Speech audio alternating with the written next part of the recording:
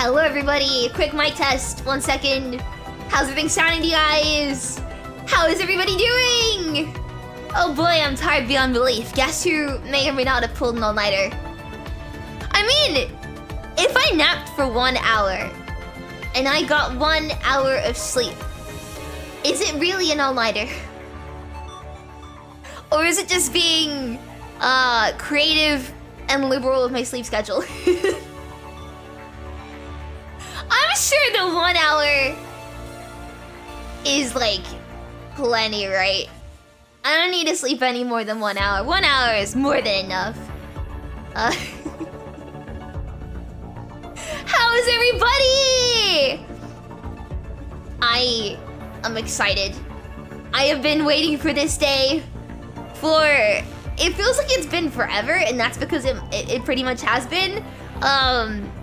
Uncle Watanabe will be coming home with the milk. I am very excited. I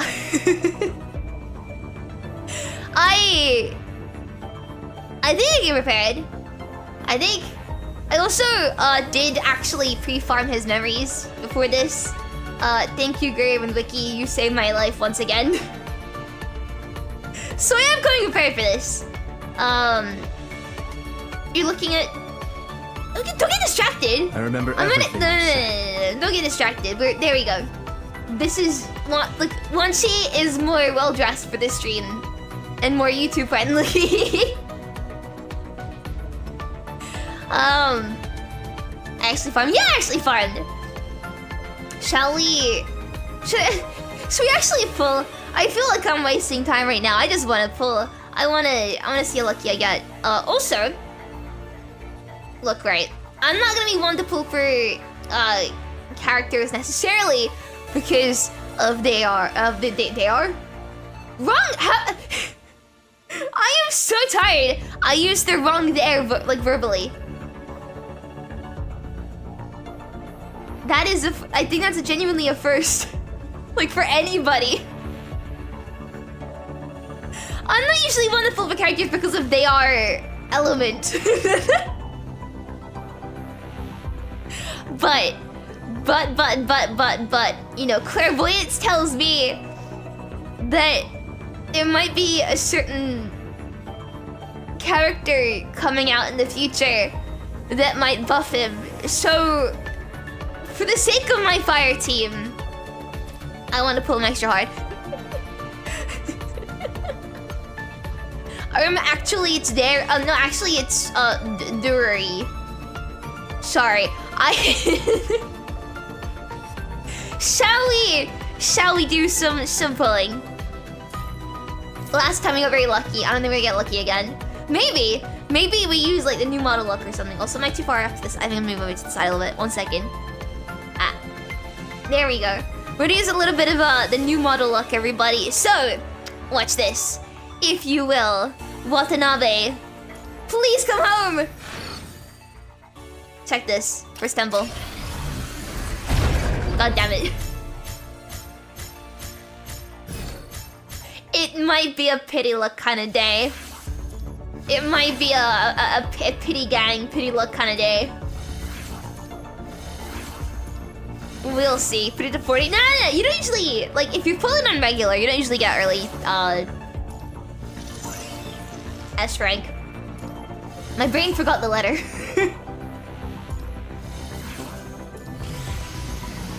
Well, not this start. That's not too bad. But he's not Watanabe. So we go again. Come home, sir, please. God damn it. First one was a pity. Yeah, it feels like that. I feel like after my last, like, I've had a pretty good luck streak in PGR recently. You know, I'm not gonna flex or anything, but my luck's been pretty good. So it's only natural that today... What is this? Not this. Again?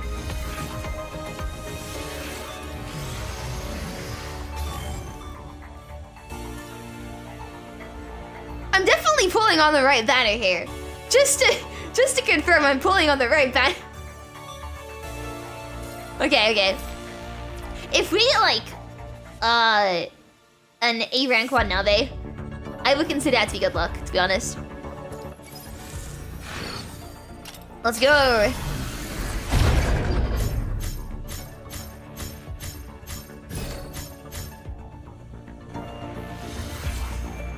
It's okay. It's okay.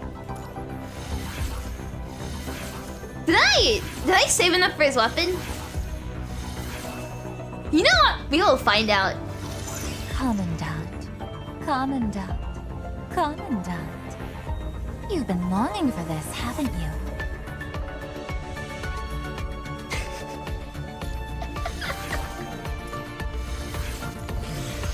I keep forgetting how Vera sounds.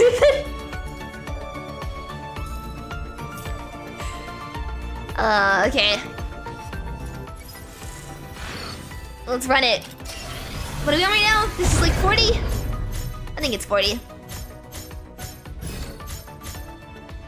Who's next 21? Yeah, wait a second! I'm sensing a pattern here!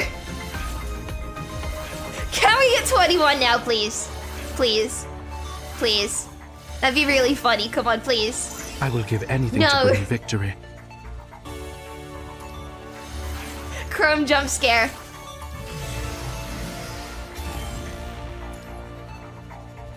Okay, this is 50. Come on. Please. Early. No!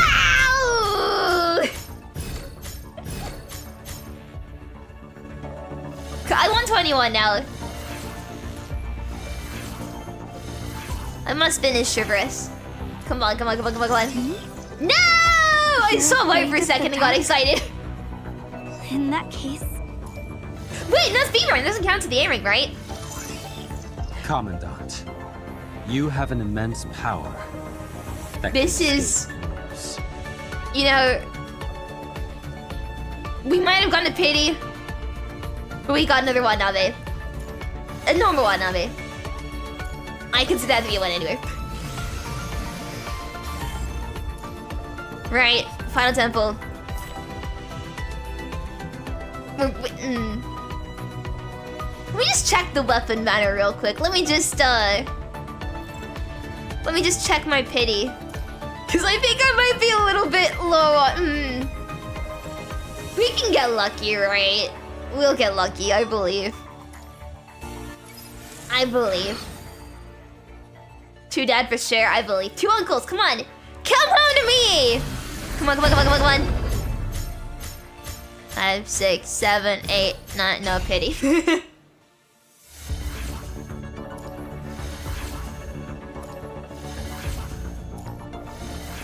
Oh well.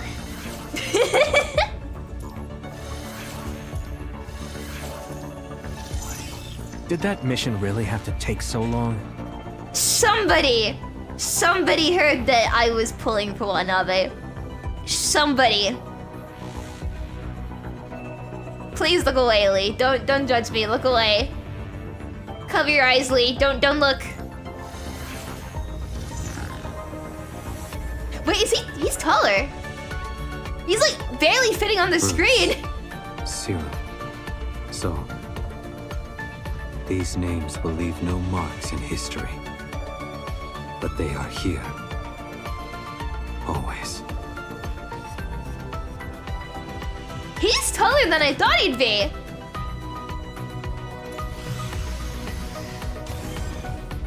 At least I won the rate up. What? The 100% rate up, yeah. At least I didn't lose the 100%.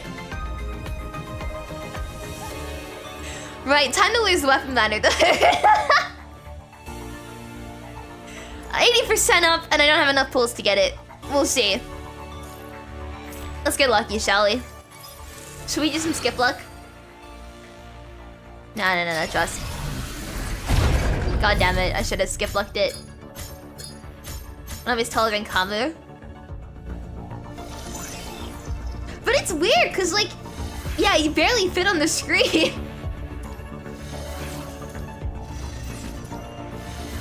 It's okay.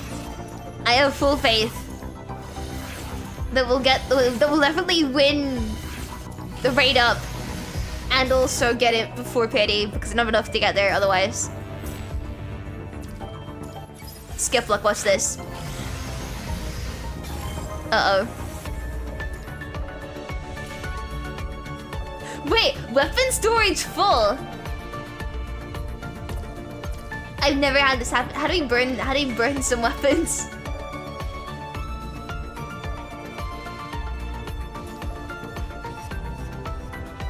I've never had this happen before. Can I like quickly scrap some?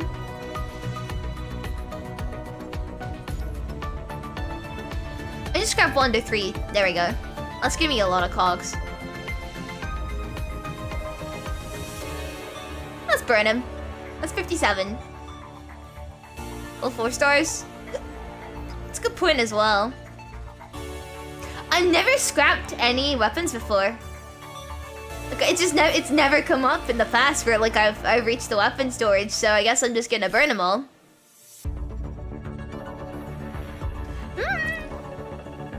No, I'll keep 4 stars. I'll keep 4 stars for now. Right? Oh shoot, that's not. I'm getting ahead of myself there. Okay. Skip luck. What's this? God damn it. Skip luck. What's this? God damn it. Skip luck. What's this? We are so close. Come on. Come on.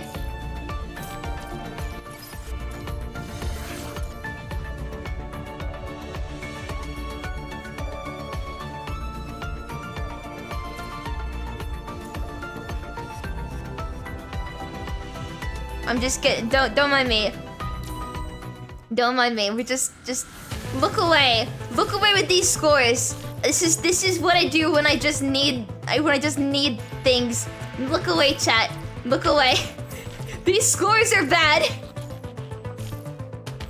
This is what I do when I really need black cards.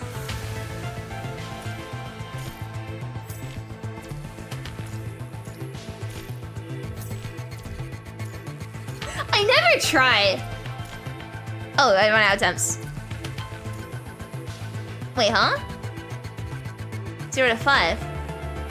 Oh, it's fine. No, we're good. You know what? How many is that giving us already?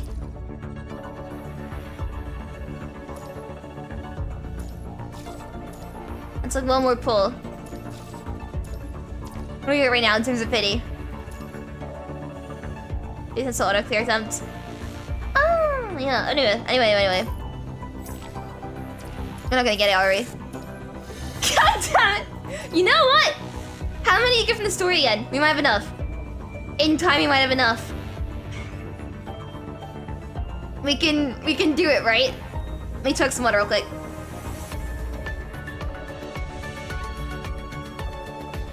Look, why don't we try his trial first as well? Also, I came prepared. Ish. Good. Let's do some swapping real quick. Hang on a second.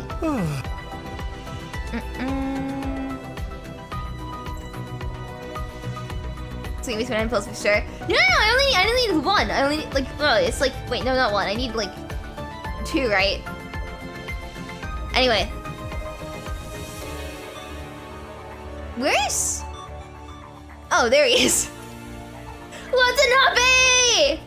Please!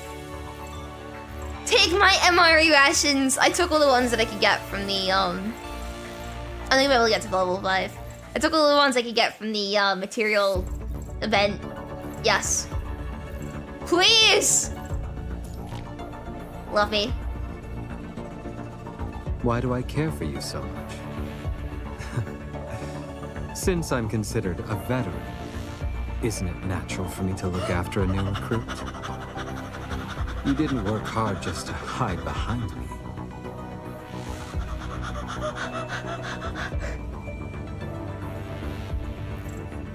Sorry. Okay, I'm gonna miss the last 2, but like...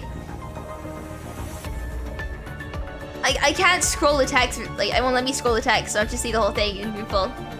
Abby, I'm tweaking. Our first Why do I stop care is a for wreck you so because the open codes aren't working and the system to fix it is tweaking. Send help, please. Please don't die. Thank you so much, cosplay. I really, really appreciate it. Thank you. Please do not die. That'd be cool if everything worked out. I'm manifesting some good luck for you. Thank you so much. I really, really appreciate it. Thank you. Now, if you don't mind, I'm just gonna... Why do I care for you so much? Since I'm considered a veteran, isn't it natural for me to look after a new recruit? You didn't work hard just to hide behind me. You make a fair point. Then, can I trust you to watch my back, Kamda? Yes, yes, yes, yes, yes, yes, yes, yes, yes, yes, yes, yes, yes, yes, 100,000% yes, Mr. Watanabe. Okay. Since you're here, would you mind signing this? Book? The children in the base were asking for your autograph. To them, you are like a heroic protagonist from a manga, I guess. A manga? Kinda checks out, right? Here's some interesting trivia. The focal length of a construct's field of vision can be freely adjusted, so we don't experience vision loss. What do you mean he can read? For the sake of your eyes, get some rest. Okay, right. Does anyone else... Okay, maybe this is just like a me problem because I barely sleep, right? But, does anybody else, like, if they stay up for too late, like, it becomes, like, unable to focus? Like, physically, like, your eyes focus on things? Because I've noticed, if I stay for too long, everything gets blurry. Like, I can barely read my monitor after a while because everything just gets too blurry for me. So... maybe Watanabe has a point. Give me iPad, yeah. Give me iPad. Give me. Some interesting trivia. The focal length of a construct's field Ushio, of vision I'd be can more like freely adjusted, Ushio so we iPad. don't experience vision Baby. loss. Give me my iPad back. Come For the on. sake of your eyes, get some rest. No. I love how flowy his cape is. Like, is it like? Is it? Yeah, it's a cape, right? I like how flowy it is.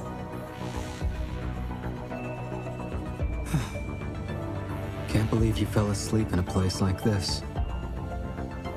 If someone else sees you, you'll have to go through the trouble of explaining yourself again. Where's the blanket? Here it is. Reckless. The smile! Wait. Right, we're gonna just, I'm in here right now. And this is, I'm gonna just, don't mind me, I'm just gonna enjoy this a little bit. I didn't sleep last night. Can't believe you fell asleep in a place like this. Oh no, Mr. Watanabe. If someone else sees you, I'm you'll sleeping have to go right through the now. trouble of explaining yourself again. Oh no! The blanket. Here it is. Reckless. Oh no! Mr. Watanabe, I fell asleep. Whatever will you do? Sorry.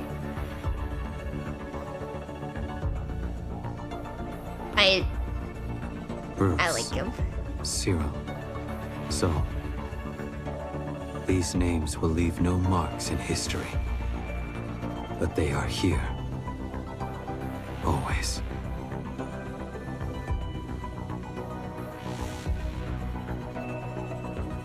There's this ASMR, not so I saying in agree. the desert that goes, while cold and darkness linger on, the fire burns bright until the dawn.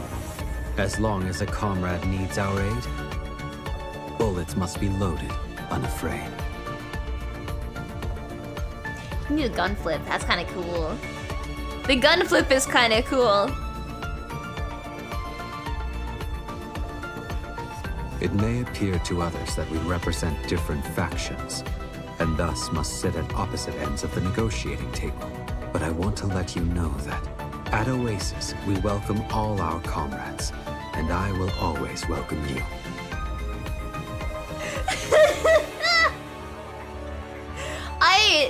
my little sleep-deprived brain is getting fed today. This is some good food. I have turned off my tactile sensor, so no matter how many times you poke me. Fine, I admit defeat. There's no such function. Oh, he sounded so defeated! Hang on a second. Look at his expression too, he's just I like... have turned off my tactile sensor, so no matter how many times you poke me. Fine, I admit defeat. There's no such function.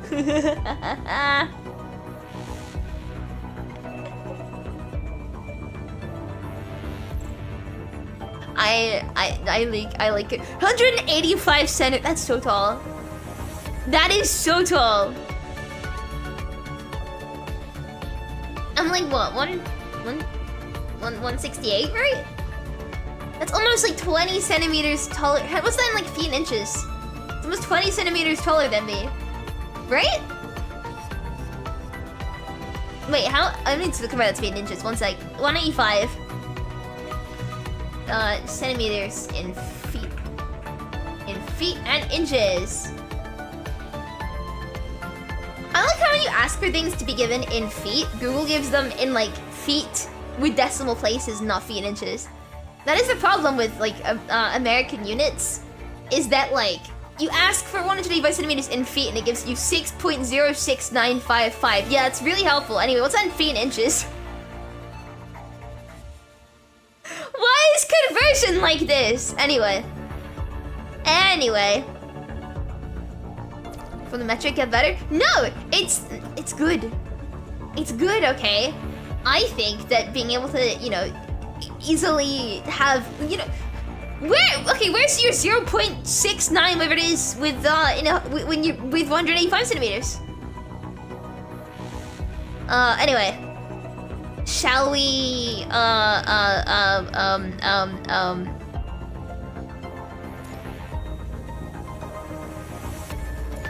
do a tutorial? I believe the set for him is you and you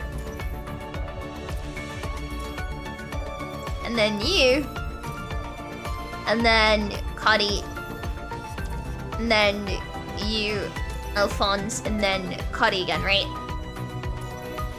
Yeah.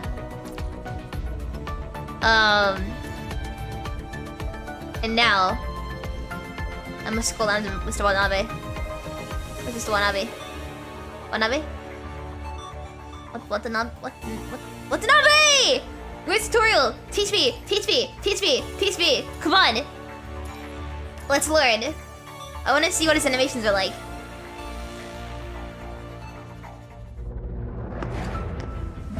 A new 8 battle. inches So difference! it is a fresh victory. There is a joke to be made there, but I'm not gonna make it.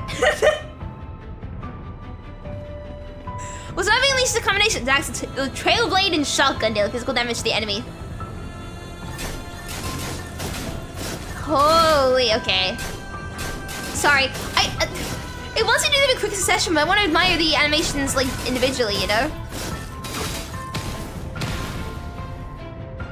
Enemy spins and slash continuously pulling in nearby enemy units and dealing fire damage. I don't know what you guys are talking about. I know what you think I was gonna make a joke about, but I was gonna talk about wearing high heels. More than ready.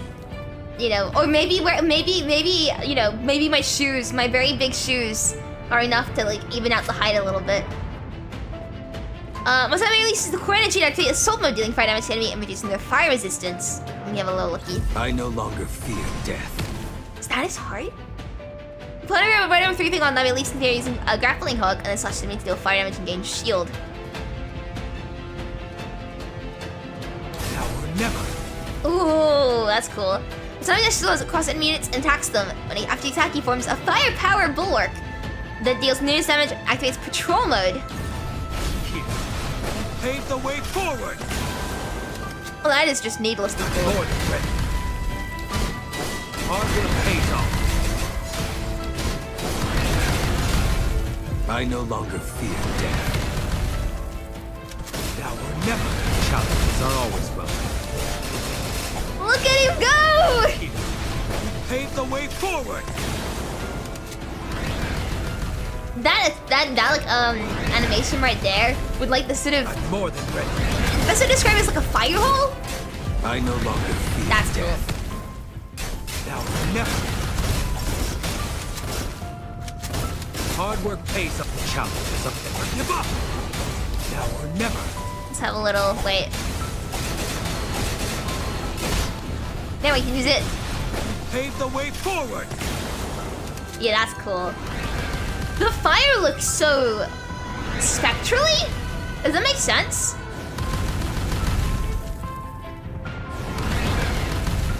It feels very, very spectrally. Also, wait a second. Are we summoning planes? Sorry. Don't Hang on a worry second. about No. Do you guys see that? I We no were longer summoning fear planes. You can see like the shadow of it. Now or never. Challenges are always welcome. Never give up. Now or never. Challenges. Hard work pays off. This is the strength of an unwavering will. Now hard. Let me look. Pave the way Airstrike. forward. Yeah, look. See, look at the shadows.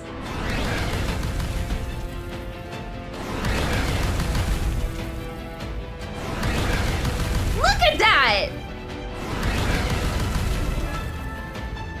Okay, that's cool. What's time melt steel beams, bought galvanized square steel. Come on. It's not our style to stop now.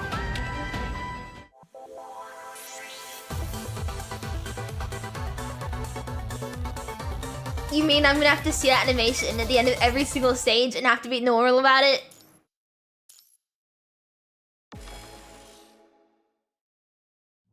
I'm gonna have to pretend like that pretend like I'm normal about Shall that. witness a fresh victory. Okay. Under patrol mode, Watanabe can only cast yellow or blue orbs, and the basic attack only generates yellow or blue orbs. More than red. Hard work pays off. After entering assault mode, Watanabe can only cast red and blaze orbs, and the basic attacks only generate red orbs. I no longer fear death.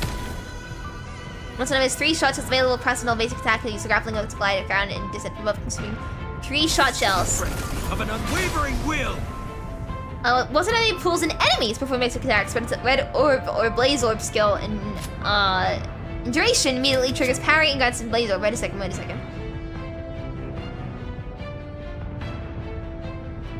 So before basic attack, suppress on dodge, This dispute is to be settled. and then that's interesting. If shot shell is available, once somebody pulls basic attack, you can use 1 shot shell to shoot the target and gain 1 blaze orb. So that's what that is. It's a blaze orb. Okay. That's what they are. Preparing a blaze orb, Watanabe swings the blade to unleash fire against thermal superconductivity. The increased six base damage. That's pretty clean. It's not dash across enemy units and attacks the maximum attack. It's a firepower bulwark that deals continuous damage and activates patrol mode. Here. Pave the way forward. He takes your iPad and gives you gun, Uncle So base. Yeah, good point. For 3 banks, this means to grant what's an update, a shot shell and 3 signature energy. Okay, alright, so 1, 2. So releases core energy to activate soul mode. I no longer fear death. Then we'll get through shot shells again. Now or never. Let's do that. Generate blaze orbs. Use blaze orbs. And then signature. Here. That's all of my little brain to keep track of. Let's try it. More To do this, to gain the three things, I no activate longer this. fear death. Gain the blaze orbs. challenges. Wait, no, we get blaze orbs by doing the normal attacks. We use blaze orbs. Now or never. 1, 2, 3, and then we did 1, 2, 3 like that. We use blaze orbs, and then we can use this again. Here. Pave the way forward. That's pretty good. Hard work pays off. Pretty clean. Update. Officially being paid to sit and wait. Yeah! Being paid to do nothing. Hell yeah. Thank you so much, cosplay. I really, really appreciate it. Thank I you. no longer fear death. Enjoy your downtime, I guess. Challenges are always welcome. But yeah. Hope everything fixes itself soon. Or not, so you can spend more time just sitting around. Hard work pays off. Whichever's best for you. Use this charge shots, but attack by having... Wait, use the charge attack by having 3 shots. You also fuel the second instantly. Wait a second, let me try. I no longer fear death. So, we do this. Then charge attack. Oh, wait, actually... No, I triggered the end of the stage! It's not our Damn it, style. we'll have to see in the actual combat stage. Thank you, Watanabe. Very cool. Are you gonna see me, get my ass handed to me? I'm ready to get my ass handed to me. Also, as a bit of a disclaimer, sorry if I keep having mute today, my cough is getting worse. I've noticed, that my cough is getting worse, so I have to keep muting the cough. One sec. Like that. Let us see if the charge thing... Oh, that's such a clean entrance, man. Shall witness a fresh victory. So, I no longer fear death. we did our 3 orbs. Shoot. Don't worry about me. This dispute is to be settled. I don't think you can pull her in unless I did that wrong. Live up. Strength of an unwavering will. Okay, yeah, but it only gives you the one Pave the way forward. blaze orb. Hard work pays off. I'm more than ready. Oops. Don't worry about me. I no longer fear death. Never give up. Now or never. Challenges are always fun. Where the hell? Now Uh-oh. I'm more than hard Lamia, work come here. pays- Pave the way forward. Bonk. Hard work pays off. I'm more than ready. Hard work pays off. I no Come longer on. fear death. Now I'm more than Give me my blaze orbs. Blaze orbs. here. Can we Pave underlay the way this? forward. Yeah! What a cool finish. Come on. It's not our style to stop now. Nice. Lucas here. Yes, he's the uncle. Hell yeah, he is. Man, he plays so cleanly. He plays so cleanly. Right. Shall we read a story then? I'm ready for this. Eon, is it Eon or Aeon? Because I never know how to pronounce it. I think it's Eon. But my brain will always read it as Aeon. Because I am illiterate. Anyway. We will not abandon any comrades. We will defend every inch of our land, and we will pass the flame of hope to everyone in need. I'll have to see where the, I might be too big and in the way for this. I fear. Today gonna hit more and someone important. Ah, okay, we're off to a good start. Should I? He was my best student. Everyone's reliable comrade, and the Forsaken's most trusted leader. Despite all our efforts, the 6-month search has brought no good news. All we found were wreckages and the remains of a few comrades. So it's with great regret that I must announce. Our leader, Watanabe... Huh? Has left us forever. Huh? But... our fight will not end here! I think I'm still... Am I too big? I'm blocking the text. I'm really sorry. Should I get smaller, chat? Should I move to the side more? Should I... like this? Or do we actually just commit to the bit and I go... No, that's too far. You get smaller, but then I feel like too small like this. Ah, no, I don't like it. I guess I'll just kind of go... here-ish. I'm sorry, I'm blocking it. That's not texting anymore. No, cause it's changed now. It's no longer the names behind me, it's the names like there. It's what I could do instead. Maybe. Could just make the game smaller, but that feels like a like a waste, you know? Like I could do this. That solves the problem pretty well, right? But then I don't know if that's good enough for you guys. Is that good? I can just make the game smaller. Cool. Our fight will not end here! The battle will continue as it always does. When one person goes down, another will rise to take the torch until we achieve victory and reclaim what is ours. Under the monument, Ballard's solemn voice stirs the emotions of everyone present. I first met Watanabe during the Golden Age, before the punishing rice outbreak. He was just a child, an ordinary kid. I asked him what he wanted to become, and he said he hadn't decided yet because he didn't know what the future held or what he would be like when he grew up. When I met him again, he was not the same. He was no longer the boy from the Golden Age. He said that to overcome disasters and save others, he had to become a different person. I initially thought he had given up his original dreams of becoming a soldier since his mother sacrificed herself and the punishing virus broke out. But I gradually realized that wasn't what he meant. Soldier, construct, leader? No, none of these are what Watanabe was talking about. He wanted to become a better person, the best person he could be. To become... The dark clouds are being torn apart by lightning and the rain pours down from the gap. The rain soaks everyone, drenching their clothes and hair. No one speaks, and no one leaves. To become someone who can speak for the unprivileged. To become someone who can protect the weak.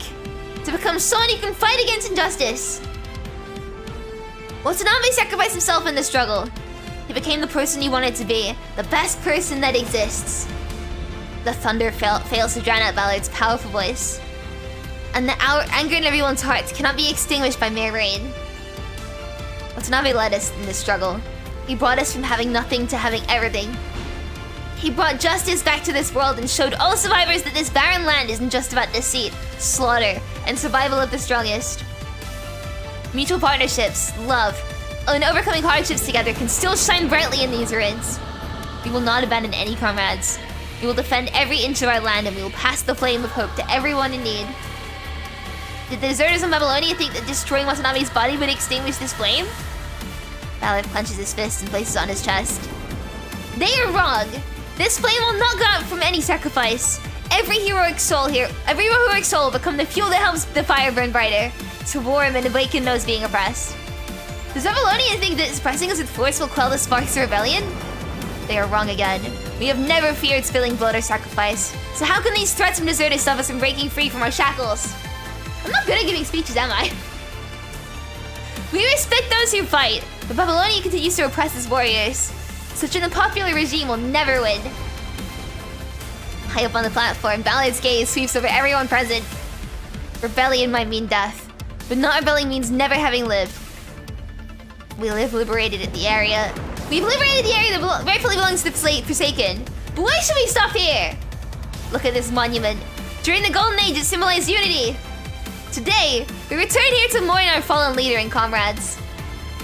But this is what they need the most? Oh, this is what they need the most? No! The best way to honor them is to fulfill their dreams and to witness the future they wanted to see. Ballard raises his arms, shattering the falling raindrops. His passionate voice echoes across the memorial square. My lungs. Comrades! I love the part where Ballard just like has a coughing fit on stage. Comrades! Oppressed souls are still waiting for liberation in the conservation areas. You know that all our Forsaken members are here today. Our trusted comrades are holding the front lines, guarding us against possible attacks. So today's memorial is not just a remembrance, but a rallying call for the future. Let us turn sacrifice into motivation to break the run of oppressive chains. Bring justice back to the world. Restore dignity to everyone. Remember, this struggle only has two outcomes for both sides. Victory or death. If we must choose an outcome, then we will choose victory. Complete victory. I gotta do this screen now. Victory! Victory! Victory! As Ballard's speech finishes, deafening cheers echo the sky, shattering the dark clouds. Ballard looks at the sky. The downpour continues and looks like it's going to last a long time. This weather again.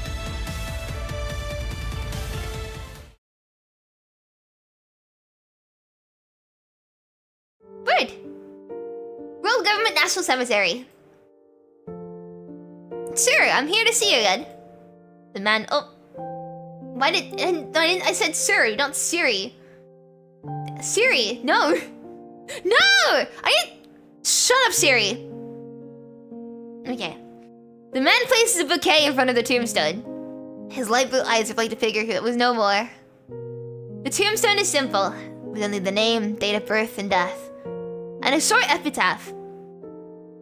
She sleeps here along with the war, bringing peace as a gift to the world. Watanabe, give your mother a bouquet. Yes, Dad.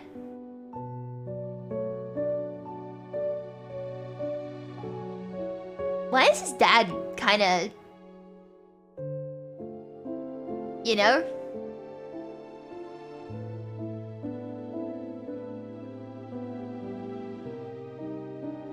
Why is he kinda...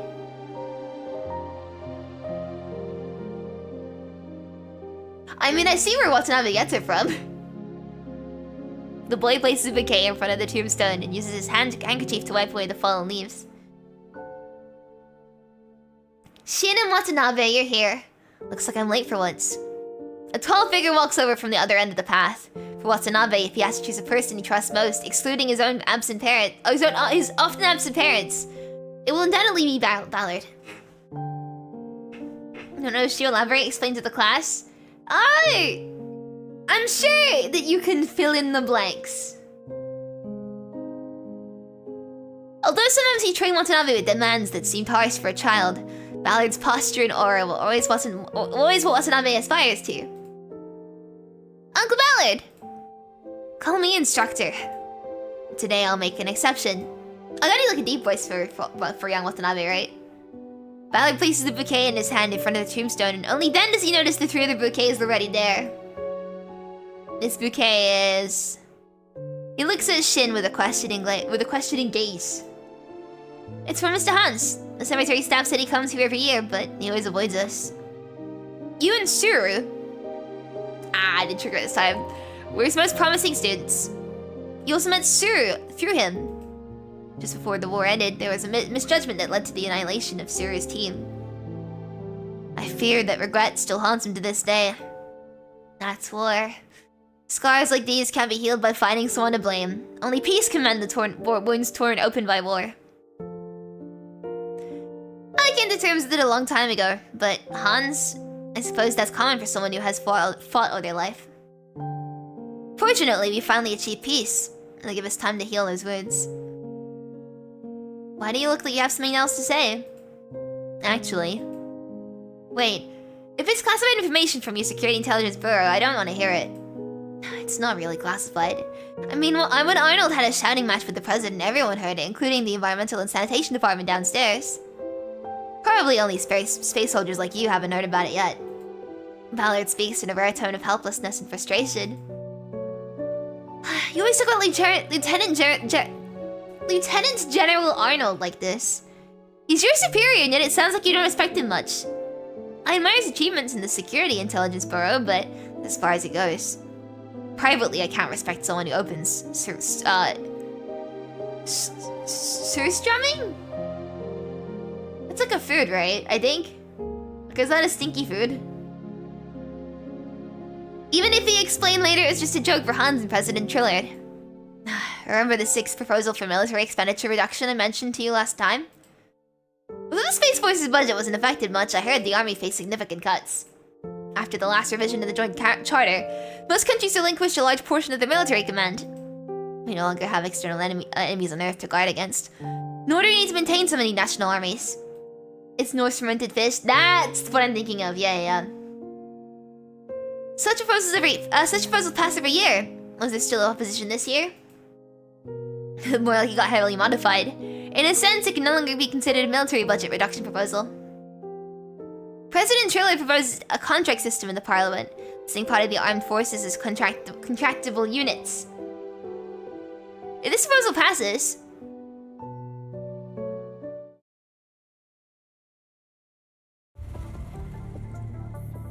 If this proposal passes, those conglomerates and economic entities will be able to meddle in the world government's armed forces. Trillard, what exactly are you planning to do with this proposal? Hans? I thought you'd be visiting the cemetery today. I went earlier this morning since the World Government Executive Meeting is happening this afternoon. Here, new glasses. I met your secretary on my way and brought them for you. The man in commander uniform hands over the glasses. I needed these. He removes the old pair that's missing half of one lens. Didn't think much about it earlier, but now I can finally see the stairs clearly. Why did Arnold punch so hard even though we gave him a heads up? I even chose the executive meeting that he usually attends virtually, but this time he showed up in person. Our director of the Security Intelligence Bureau is as sharp as ever. No wonder people call him the Hound. Serves you right. You know exactly who Arnold despises the most. A bill so blatantly biased. You should be grateful that security reacted quickly, or else you'd have ended up with more damage than a pair of broken glasses. As the president, I can't appear on the morning news with bruises. I'll have to schedule an appointment with the medical consortium to reduce the swelling. Well, if you'll excuse me now. Hold it! Don't try to evade my question. There's no one else here. You can speak your mind, old fox. We've been working together since before the formation of the world government. I know what you put on paper is never what you really mean to do. Then why bother digging? This guy seems kind of pretentious, but like... He looks kind of friendly, but I can't decide if we should trust him yet or not. You know? Actually, we just need money. Lots of it. Trilad gives an awkward smile. To avoid further embarrassment, he turns a look at the huge statue built to commemorate the unification. Industrial stagnation. Shaken beliefs, the quagmire of war. The appearance of any one of these would threaten the status quo. And the world government bears the load of the whole humanity. Even the smallest crack could cause this dam to collapse. I don't know, I can't do a good voice. It was like he talks by like having his nose covered like this. Dominic and the Science Council have solved the problem of belief. No, okay. When the world's smartest minds gather to create miracles for humanity, the proposed ideologies become deeply rooted, unshakable as steel. And through the military's peace operations over the past decade, extreme ideologies and extremists have lost their means and grounds for survival, freeing us from the quagmire of war. But Hans, while we've unified ideology and power, our resources have yet to be unified. The spherical sculpture reflects in Trillard's eyes. You can see a small figure on each reflective surface. And the monument beneath the sculpture carries the names of every martyr who sacrificed for peace, along with an inscription at the base. A world for all. Most resources are still controlled by a minority, and those people won't be swayed by beliefs. They are like the fat dragons guarding... I love when Trillard hiccups in the dialogue. Yeah, that's my favorite part. They are like fat dragons guarding treasures in night novels, sleeping on mountains of gold and agate. Is that agate? I didn't pronounce it. But worrying that we might one day break into their caves and plunder their treasures. But in fact, we can never use force against them. I figure that means you decided to trade with them. For their own good, they would sell the ropes they would use to hang themselves. It's a grand gift that naturally comes at a different price. You wear the same expression as those corporate representatives when they heard your proposal. Only those who share their foul taste can talk about those things. Dominic and his scientists stabilize the beliefs. You and your army resolve the wars. And as for the mundane matters of daily life, leave them to someone as ordinary as yours truly. Whether it's Project 0 Point Energy or Project Eden. It's hard to move forward when our resources are not unified. You're playing with fire. These people are just going to chuck their manners out the window once they're powerful enough or have what it takes to contend with their own government. But if I can use this fire to my advantage, then I can cook great stuff with it. And naturally, I know just what to do to not get burned. First of all, it's true the army has implemented a contract system. But recruitment and training qualifications are still in our hands, which ensures the scale of mercenaries won't go haywire. Unless they're willing to tread the fine line of the law. And there's very few people inclined to choose a precarious life spent fighting in the shadows. Secondly, the contract system only applies to the army and some of its equipment, confining their armed forces strictly to the land. Such a single force is insignificant under a complete four-dimensional strike system of land, sea, air, and space. I'm sure they thought of this already, so what's the point of your proposal? And your containment plan only works under ideal conditions. If there's an issue with the people carrying out your plan would take a nosedive. I'm aware of that. This is never meant to be a long-term plan. They didn't have this in mind when they decided to hire armed forces. When they realize they can't quickly resolve or corrupt the world government, they'll naturally turn their focus inward. When you get a bunch of fish trapped in a pond, they'll eventually either devour or invade one another. This is determined by their operational logic, not your will. During their internal conflicts, we can break free from Earth's gravity and organize colonization teams for other planets. It won't be long before the vast resources of space are within human reach. And by then, what value will the coins they hold have? A rare trace of fanaticism appears on Trailhead's face. He looks towards the sky, seemingly wanting to gaze through the clouds into the boundless stars. I see you're not satisfied with the fact that the verification of Eden 1 is way ahead of schedule.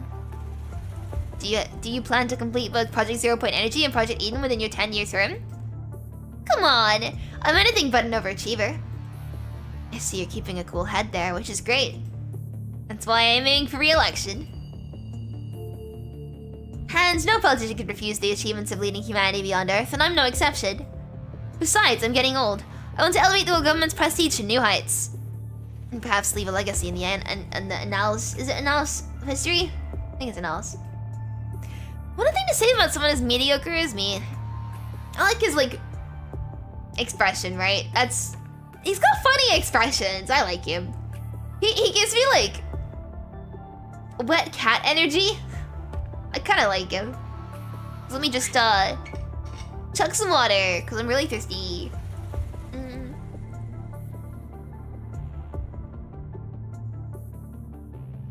That's some good water. Ay. Wait, I realized you can actually see me drinking it. Wait a second, you guys see that?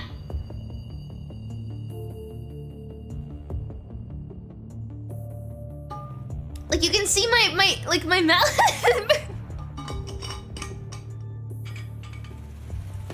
That's some good rigging.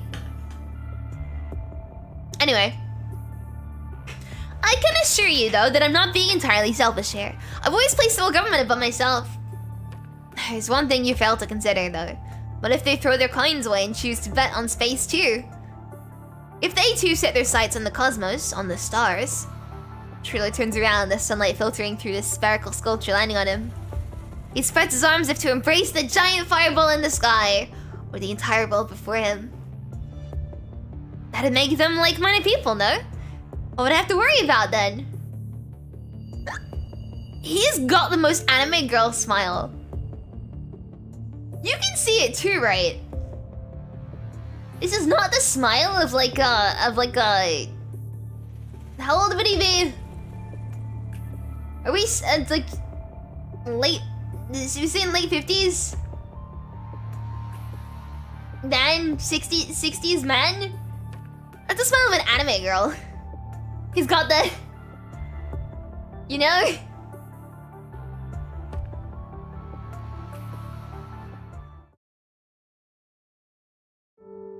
Shin and Mallory continue to discuss issues beyond his understanding, and the boy's thoughts begin to drift. There are no remains under his mother's tombstone. In that fierce assault, extremists used an unstable thermal cannon. To go pedo smile, he does. The haywire explosion turned them and the government forces into ashes. In the 400-meter diameter crater, no traces of humans were found, only molten iron and cooling, crystallizing rocks. The smoke from the explosion covered the entire city, taking a week to settle. Perhaps that was when the sacrifice truly returned to the soil. For humanity, it was the last day of war and chaos. But for the families of the sacrificed, it was their first day of grieving. Why? I gotta do like a guy voice, right? Why? No. What's a good guy voice? I want to like get good at doing like a young boy voice so that I can play video games in comms without being told to go make a sandwich. You know? I gotta get good at like doing a guy voice. So maybe like, why? Why did Mom have to go to those missions when they were so dangerous? The Watanabe didn't witness it firsthand. Through the gruesome photos and the repeated news broadcasts, he felt as though he could smell the gunpowder. And what the bodies must have been through when they blew up. It was the moment those people in his... What do you mean, Ebby? No, like, that's actually, like, a thing. I want to be able to use comms in video games without being, like... told to make a sandwich. Like, people are mean if they hear my voice. I want people to think I'm like a squeaker or something instead. You know? Genuine practical purposes. Along with like maybe getting like a really like I want to get like cheapest webcam that I can find on AliExpress. Because like cheap mics these bit of a side tangent. Cheap mics these days are really good, right? You can buy a cheap mic off of like, you know, your AliExpresses and stuff, and it'll be pretty decent because like mics are getting cheaper to make.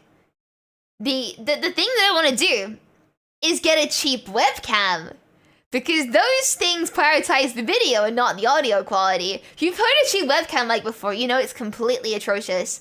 I want to get a cheap webcam mic and use that like a mic for video games.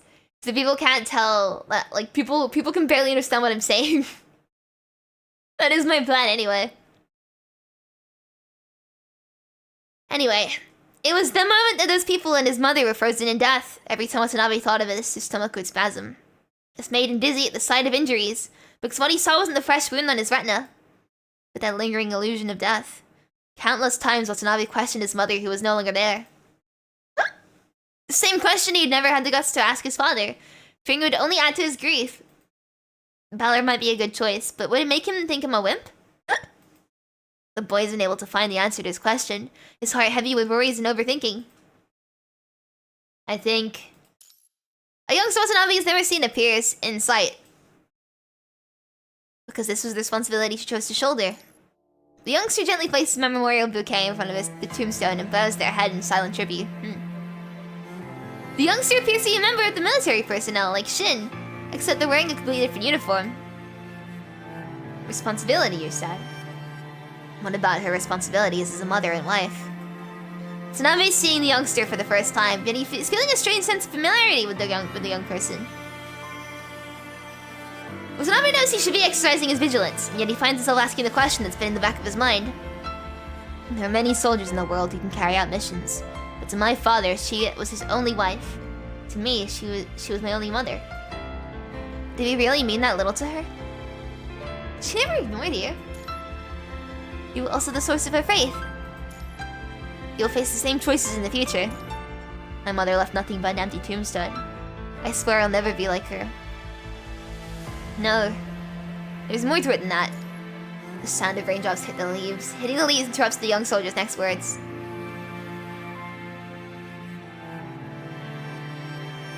The rain comes without warning, weighing on the boy's heart. Watanabe, we need to go. His father's voice comes from somewhere nearby. But Watanabe knows it. He and Ballard have already reached the cemetery's exit. Alright. Watanabe takes off his coat to shield himself from the intensifying rain and jogs towards his father. Hey, would you look at that? I've already been streaming longer than I slept last night. He turns around and sees the strange youngsters already moved to the next tombstone, offering another bouquet of flowers. Through the hazy rain, he vaguely makes out a symbol of a shield and a wing imprinted on the youngster's cloak. Watanabe, let's get going already. Coming. The rain intensifies, forcing Watanabe to curl up entirely under his coat as he runs towards the exit. In the rain, the young officer's figure stands like a lighthouse at sea! Knew it! Knew it was. I mean, we had the dialogue choices, but you know what I mean? Like, good scene because of confirmation. Surrounded by the tombstones forming a cluster of reefs. Lonely yet resolute. Eon Reforged. Chapter 27. I've noticed, okay, right, I've been doing this the past few chapters, but PGR is getting way better at, like, setting a 2090 is until the punishing virus outbreak. Which is 3900. Okay. They're getting better at doing, like, the, what's the word? Cliffhangers. You know? Starting out a cliffhanger. Golden Age! Our next target is the stars. How many years is that?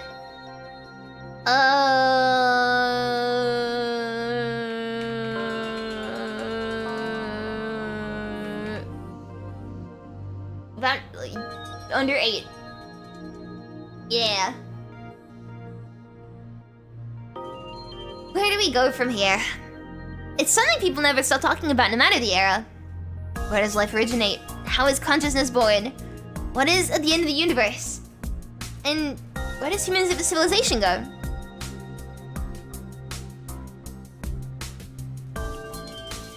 We should focus on the continuation and inheritance of civilization to enhance the advantages of the human race. Someone to follow biological instincts to keep passing on the will and life of the individual. Genes. The tiny differences in genes are what makes us who we are. With molecular level manipulation, we can perfectly replicate the body one-to-one.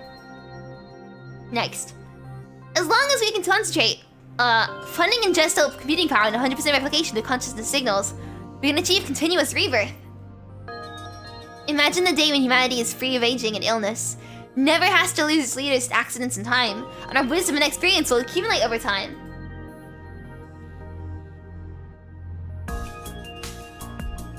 Someone to break the shackles of the mortal body through self-modification. I'm down to do that. Sounds pretty cool. I'm down to do that. This guy looks like a nerd. Earth is the cradle that breeds life. Life is born from the cradle, and the atmosphere protects us from cosmic radiation, with abundant organic matter to keep our cells from hunger. What is the world beyond the cradle like? Well, we rely on to face deadly cosmic rays like the vacuum and ultra-low temperatures. Move the entire ecological cradle into the sky? That'd be a lot of work. We can't modify ourselves. Humanity will never be able to sever the umbilical cord with its home planet. I'm not saying humanity should develop a space fleet, so we should modify ourselves first before discussing the future. One day the body goes to full run! Yay! Thank you for the existential dread, Zadbeg.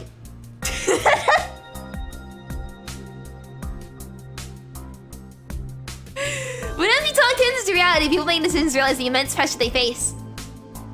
After solving the practical issue of cold fusion and completing jet cell construction, what should the next 10-year plan be? Gene correction? Human modification? Digital life? With limited resources in the home planet system, implementing all these plans simultaneously is clearly a pipe dream. Going forward, humanity must tread carefully. A clash of various thoughts, moral choices, and the entanglement of interests makes it difficult to reach a clear conclusion in this century-long debate. Until that person's lieutenant brought the theoretical report and construction plans to World Government Conference.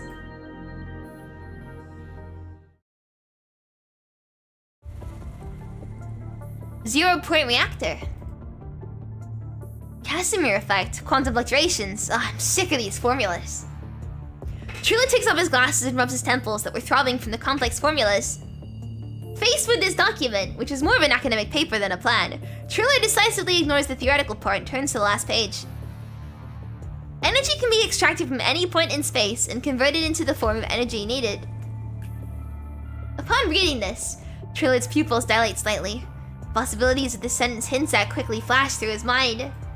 But as a politician, especially as the first president of the world government, he can't show any bias. He puts his glasses back on, masking his inner excitement with his usual mild demeanor. The application of zero-point energy. It sounds like fantasy, but there shouldn't be any doubt as to its authenticity since Chief Technician Dominic was the one who proposed it. However, with our recent completion of energy revolution and mastery of cold fusion, upgrading the energy industry might not be the most pressing issue for humanity. So, could you please explain the necessity of this project? Researcher Nightart. This design already, I can tell it's gonna be peak. All eyes turn to the young woman on the all eyes turn to focus on the young woman at the podium. As opposed to the seasoned veterans present, she seems too young, almost naive. This is the first time they hear her name, but the person standing behind her is a luminary in human history that can't be overlooked.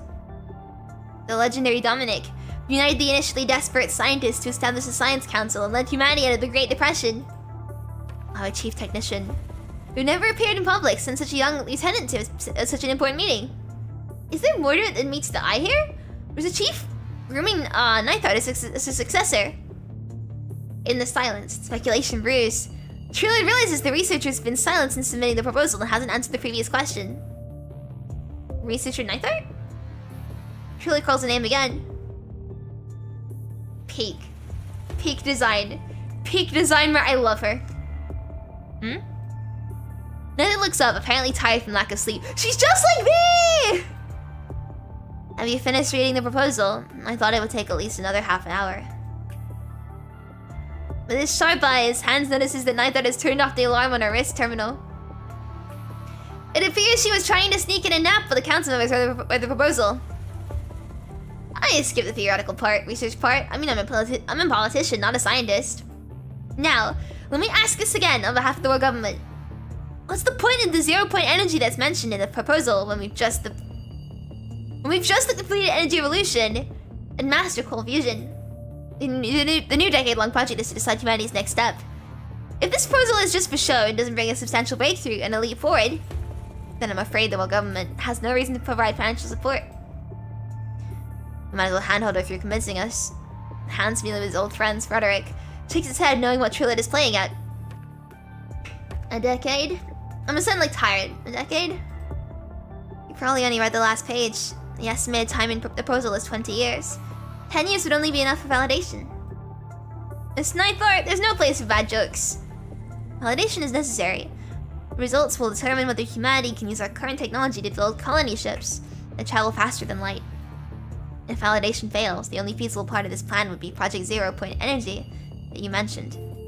This could provide humanity with an additional 70 trillion kilowatt hours of clean energy annually. Or I'm trying to sound really tired, but I can't sound more tired than I already do. Okay. But that's the most trivial benefit of 0-point energy.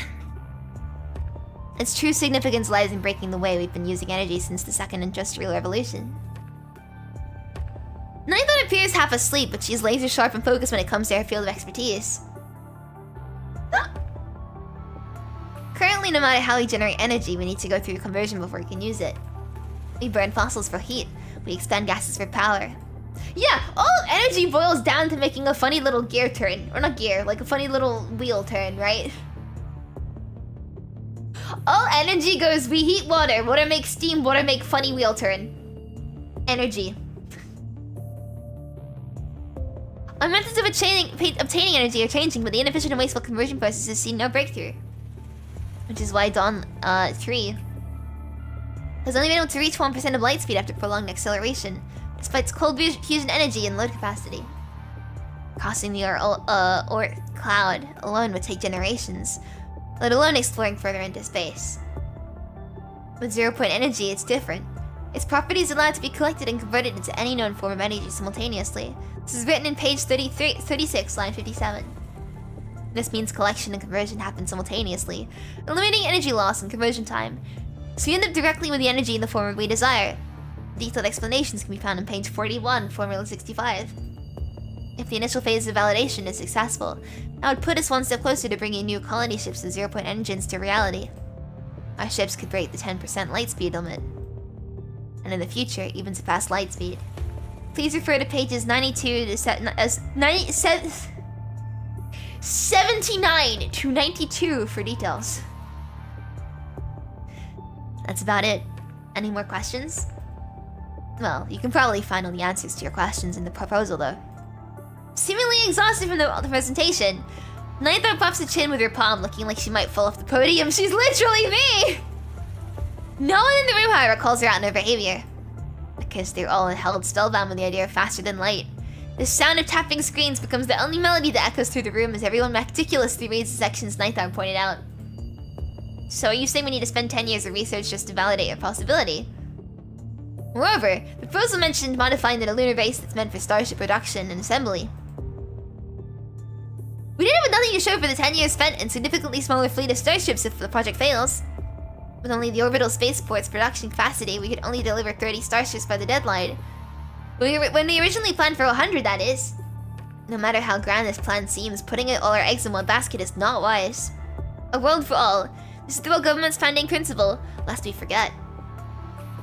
Oh, by the way, one sec. My cat is here. I want to pet her.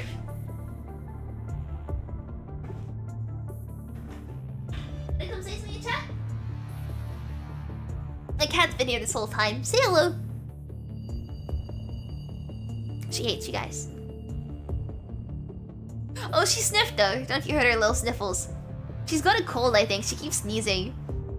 She's fine, but like, she has sneezed on me in more than one occasion yesterday. And now I'm cuddling her. I picked her up and plonked her on my lap, and she's a bit too confused. She's very sleepy.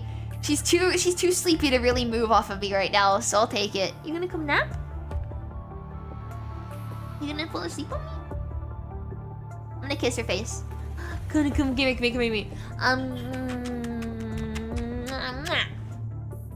And now my mouth's full of cat hair. Well, it's true the Science Council has made many an epoch-making achievement. We can bet 10 years worth of humanity's time on a theory that even the Science Council is uncertain about. Councilor's opposition is unmistakable, while the crowd, having calmed down from the fanaticism over the faster than light, begins to discuss the pros and cons. Oh, she's gone. Bye-bye.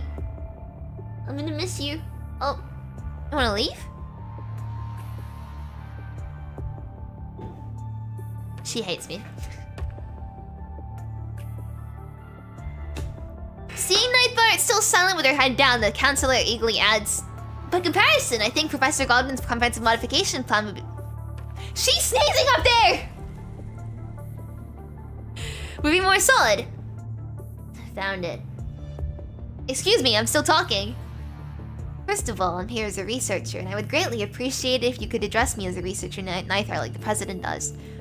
Secondly, the chief mentioned that many members of the Science Council were too busy with research to attend the meeting, so they sent me to express their stance. Now, this is what we call a petition, I presume. Nightbart turns on her terminal and projects a short text onto the screen. The projection is simple. Merely a request for the world government to support the zero-point reactor and subsequent research. What matters is a long list of signatures below. Oh, we got names! Konstantin Alexandrovich Korolev, the initiator of the Project Interstellar Voyage, founder of the modern Starship Design Standards. William Lee Balance, founder... Stop sneezing! Founder of the Quantum Computing Process Standards, built the foundational principles of general physics. Igor Nevelievich Landau. Polymath, designer of the first called fusion reactor, discovered the universal superconducting crystal structure. Chief engineer of Gestalt, professor of marine fish farming techniques, author of Comprehensive Guide to Edible Fungi. And the last of this long list of signatures, Dominic, founder-in-chief addition to the Science Council, pioneer of Gestalt design theory. Professor of cold fusion theory and its practical application, creator of the first strong AI machine. This group of scientific elites that once lost humanity at the Great Depression has once again come together as one. But some of them are now frail and confined to the intensive care units. No one can ignore the weight of their words. For they were, and still are, humanity's beacons of hope. And when they unite for a single cause, I'd say this is more of a threat. Is the Science Council trying to coerce the world government into making a decision biased in your favor? The refined counselor slams the table. Ow, I shouldn't do that. I turned my light off by slamming the table so hard.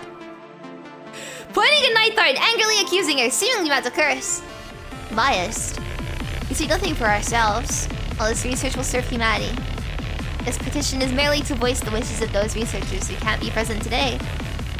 Isn't this summit supposed to decide the future? Shouldn't we all be open to more opinions here?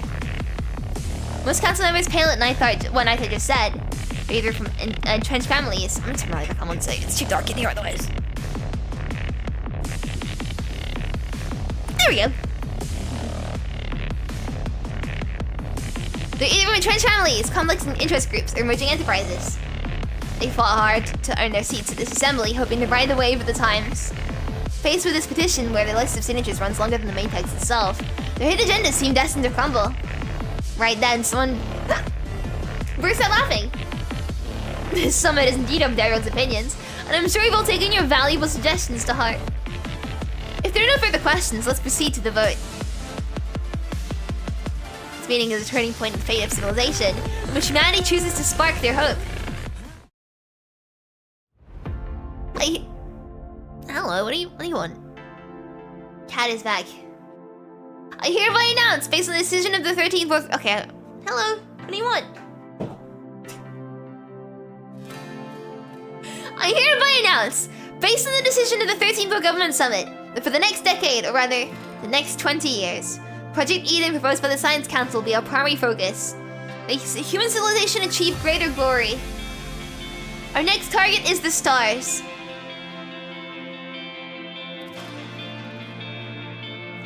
Still unaware of the impending disaster, everyone cheers for a supposed grand future down the road. In the first year, Project 0 Point Energy, a sub-project of Project Eden, officially launches. But by the Science Council, it aims to establish 5 experimental 0 Point Energy reactors worldwide to verify the reactor's reliability from multiple perspectives. Living into cat germs? I think so. In the second year, with support from Trilliard and a few proponents, Project Eden makes significant headway. In the same year, sites for the construction of 0 Point reactors are selected, and theoretical verification of the 0 Point engine begins. In the third year, theoretical verification of the 0 Point engine is completed, making the construction of engines using 0 Point reactors theoretically possible. This music is so good.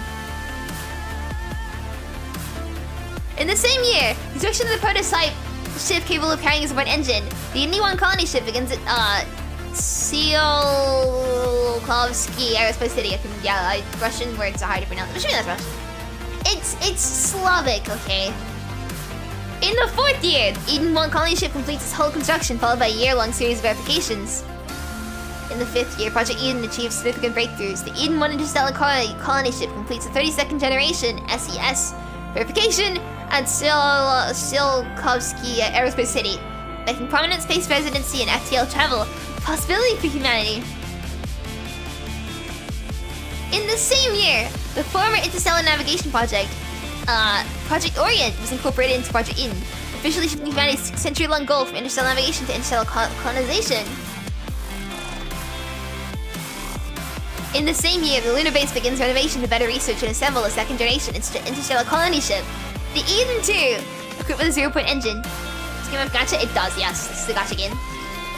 In the same year, countries transfer the usage rights to spaceports and starships to the world government. Since then, the world government has gained control of all land, sea, air, and space military forces. The starship fleet is established and a large-scale recruitment for Space Force begins. In the sixth year, the lunar renovation project is largely completed, with an additional 0 Point engine test site. In the seventh year, Trilliard proposes an army reform plan at the world government's executive meeting, listing some personnel and equipment as hireable assets. Eventually, the Army Hiring Act passes it by a narrow margin. At the end of the same year, thanks to sizable funds generated by the Army Hiring Act, Project Eden once again makes significant headway. Wait a second.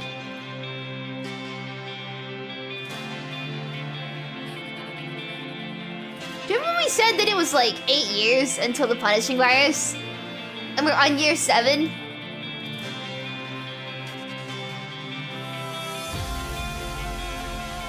Concern. I just realized!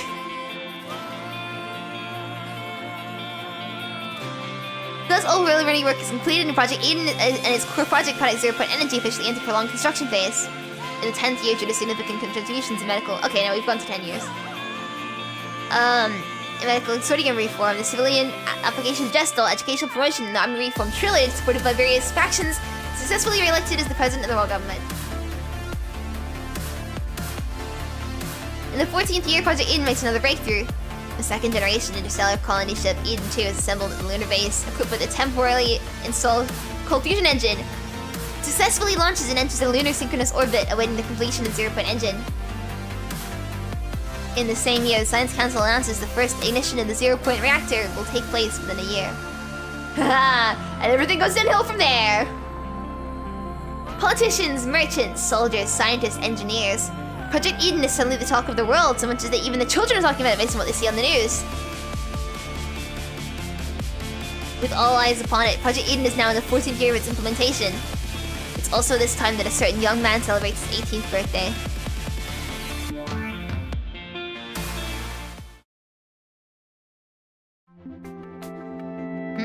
I can't do an 18-year-old guy voice. There is like zero... Okay. There is like 0 testosterone in my body. That's a lie. I think everyone has like a little bit of testosterone, but like there's functionally 0. There's not enough to make my voice drop.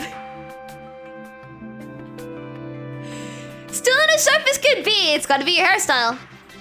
Hair no longer more than 3 millimeters. That's how a new recruit should look. No way. The hair ban was up to 2 years ago. We've been getting new recruits that look anything but since they put the contract system in place. The last time I visited the training base to see an old friend, I saw someone training with hair gel on. And a lack of discipline.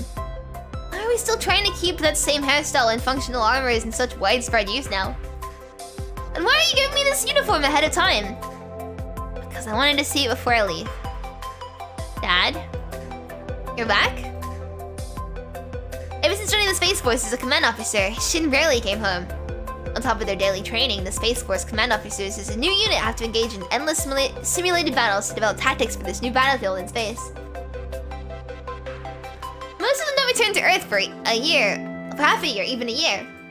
Most of the time, brief conversations via satellite phone are the only interactions Shin and Watanabe have. We still only have half a day like we usually do, but I'm not gonna complain. Ballard, thank you.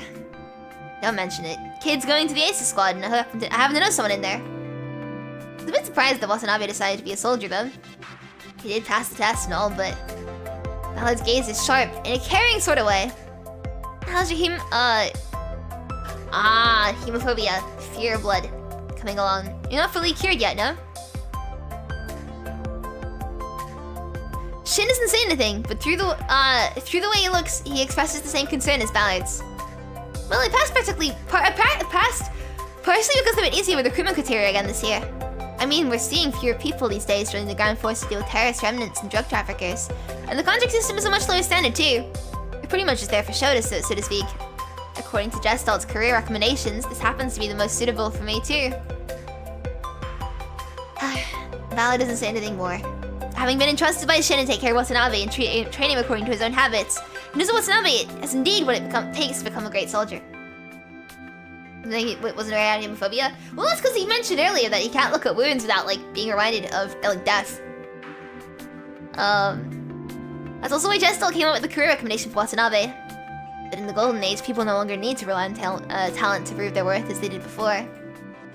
People care more about interest to what they want out of life when deciding what to do down the road. That sounds nice! And this is clearly not an area where Gestalt programmed to determine situations based on profit and loss, able to provide advice. Son, it's not too late to call it quits now. Looking at his son now as tall as himself, Shin breaks the silence. You don't need to follow the same path as your mother and I did. Mallard did tell me that you were gifted, but being gifted doesn't mean you have to let it dictate your future. Talent sometimes comes with excessively high expectations. You're telling me. And when those expectations exceed your abilities, it often leads to devastating failure or unbearable pain. You're telling me! Ouch, I feel that deep in my soul. You want to see you end up cursing your own talent. Dad, are you talking about Mom? Shin doesn't answer. Dad, I know I shouldn't make you worry. But I didn't accept Gestalt's career recommendation without thinking. Shin looks at Watanabe with those light blue eyes as Shin waits for Watanabe to continue.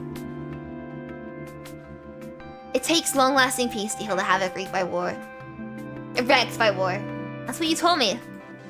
I'm not a witness to war. I'm very grateful that I'm not. This also means that I can't truly feel the difference between war and peace like you and Uncle and Ballard. I will never understand why Mom chose duty over life. It was the belief that Mom left behind. Out of so many people in the world, why did it have to be her? I think you, Dad, understand Mom of all people, and I trust that you can answer that question. But I think this wall of experience will always stand between us no matter how hard you try to explain it to me. Which is why I figured that if I became a soldier, even just a mercenary, I'd come closer to understanding Mom. Only when I fully understand her choice will I be able to bid my last farewell. I want to face my wounds, just an overlooked and forgotten. Dad, this is my choice. He's so tall, unafraid of any well-meaning concern. Looks like I underestimated my own son. I was going to give you the second gift if you gave up, but now it seems unnecessary. Shin takes out an antique lever-action shotgun. It's birch wood and gold inlays making it look like a piece of art. What's his writing on this? Watanabe takes the shotgun and sees a line of small text on it. Remember the past, but never forget the future. Even if you resolve to move past your wounds, never forget they existed and that you're doing this to move towards the future. I'll keep these words in the back of my mind. I wouldn't speak so fast if I were you, young one. Your current resolve is half-baked. When you can hold onto your beliefs in the face of real crisis, that's when you're worthy of these words. I can't sit properly today. Ow. Ow. Aha. Valley gives Watanabe a pat on the shoulder. Shin, on the other hand, breaks into a relieved smile, seeing Watanabe annoyed and about to argue. Let's do the most soon face a real challenge. 350 days until the punishing virus outbreak. I see.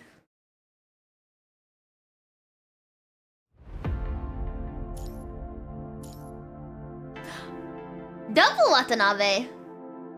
What? Two Nabe? No, okay, that's a bad joke. I'm sorry.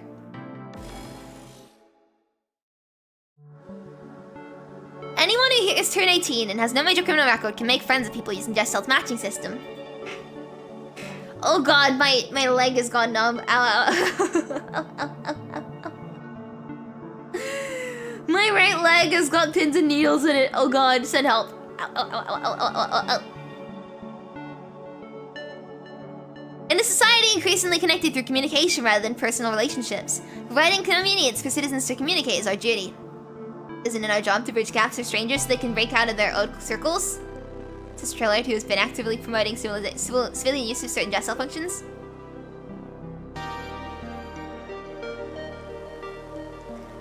Gestalt's matching system, huh? Watanabe was going to turn down this offer, being one of those who aren't entirely familiar with breaking out their old circles to make friends with complete strangers.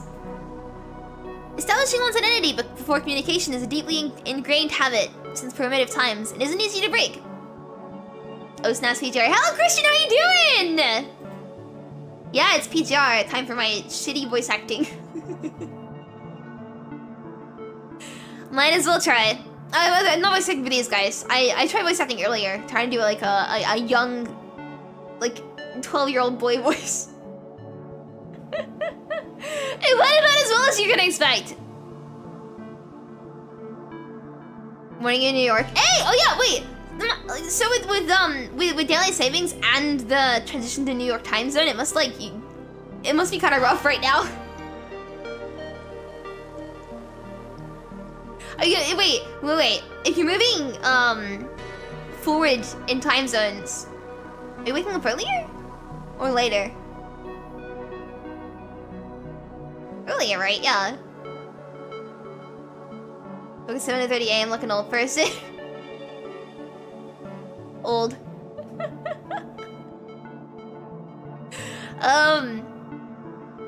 Might as well try. No benefit with a couple of new friends, no? I mean, none of your friends from school or the racing club chose to become soldiers, did they? How do you know? I didn't even know your life was so rich until Valerie told me. Did you look into me? Watanabe looks at Valerie in disbelief. Occupational habit. You didn't exactly hide it. You never told me any of this, so I was actually quite surprised when I first learned about these things.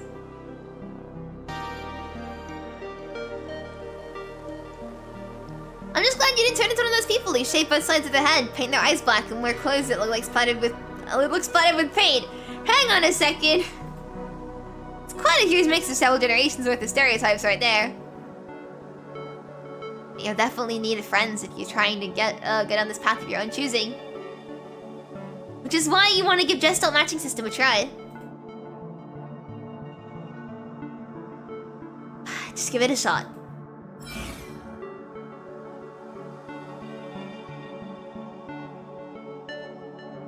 Through his terminal, Watanabe accesses the matching system in a breeze.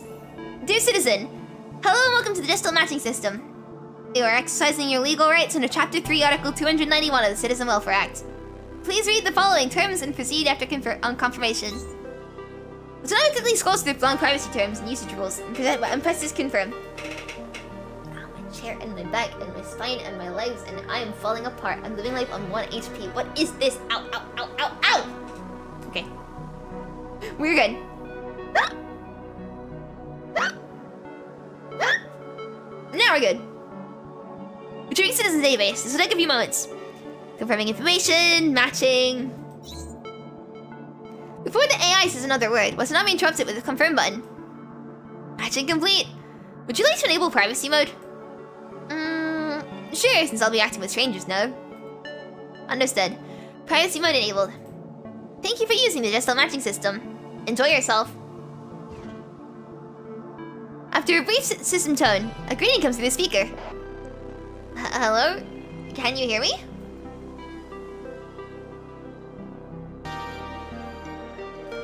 Five days have passed since Watanabe's birthday, and he's ready to head to the Oasis new recruitment training camp. It's a series of modern training camps in the desert. Watanabe is heading out to the second squad. It's events in Meggle. Yeah, I was thinking the same thing!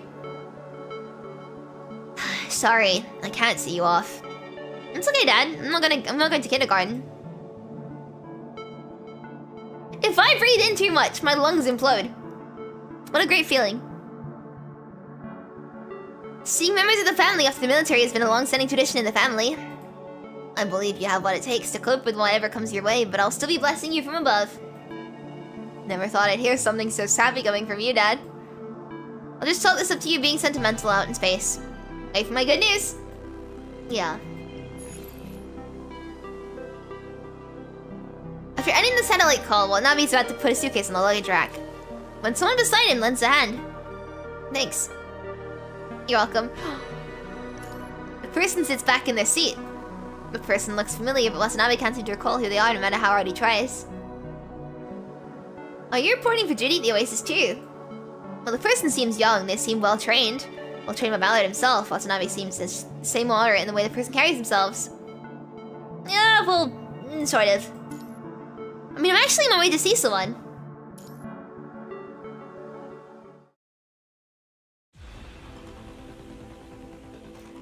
Why did you do this on my first day? Watanabe's brief encounter with the stranger doesn't make a significant impression on him. What happens after he arrives at the camp is enough to mark the day as unusual.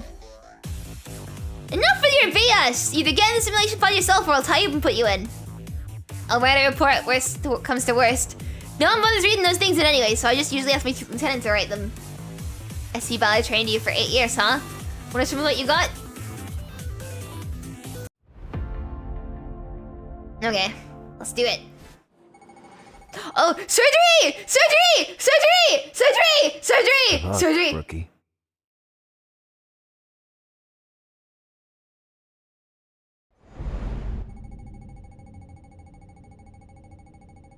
Which are they supposed to, okay, I don't think it's surgery. I think it's just more like yeah, it was like a thing. But I'm gonna assume that's surgery.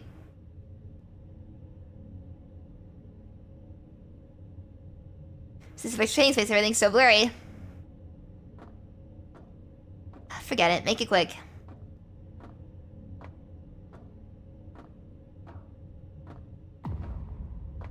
Starting point. Too slow. Did you fall asleep on the way?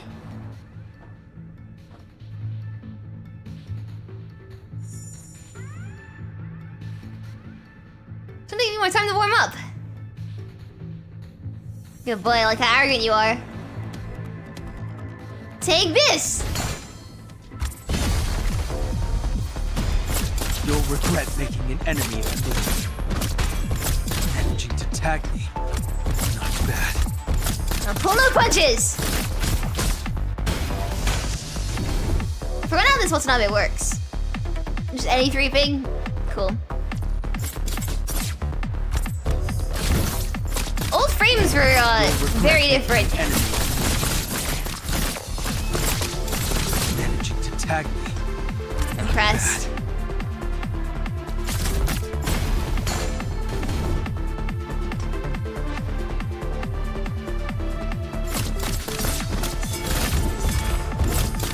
Cheap tricks.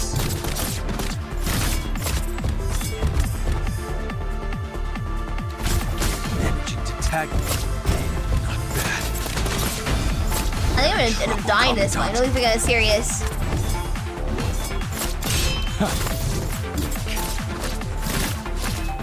No response. That's... Is it focused? deep dive. Watanabe, what's it? No response. Tag. Okay, he's not taking more damage. Watanabe! Watanabe! Keep going. What is it? My rush. Ha! That's my fighting voice. Fighting cry. Fighting cry.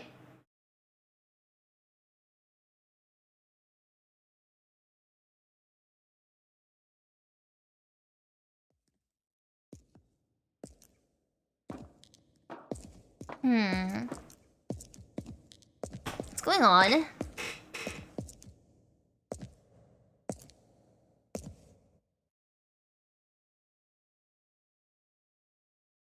Instructor and me? When is it? It is new Watanabe. Just looking back on the past?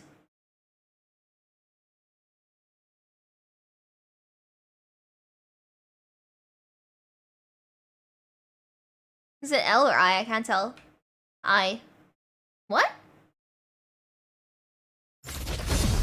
Sneak attack?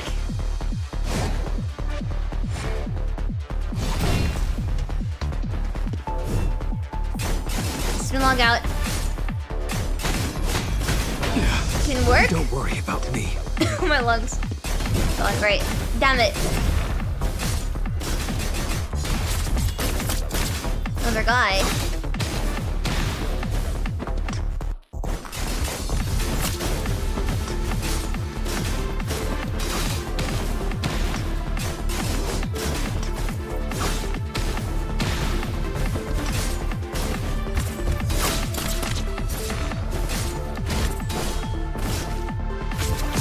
I no longer fear death. Oh, that's cool with this effect, okay.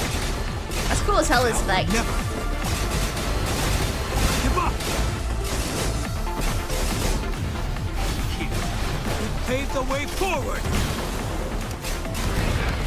I'm more than ready. I'm glad I did a tutorial so I understand how this works. Don't worry about me. I can't do the grab thing. I no longer. Are you dodging the parable attacks? Never give up. Now or never. Don't worry about me. Never give up. Now or never. And there we go. Here. Pave the way forward. Nice. I can't look at the screen when I get flashbang because it's really bright. His mind is reacting. Keep it going. Enhance the connection. Surgery! How are you holding up? Surgery! Let's It's go! not working. This is taking too long. Let's disconnect for now. I like surgery.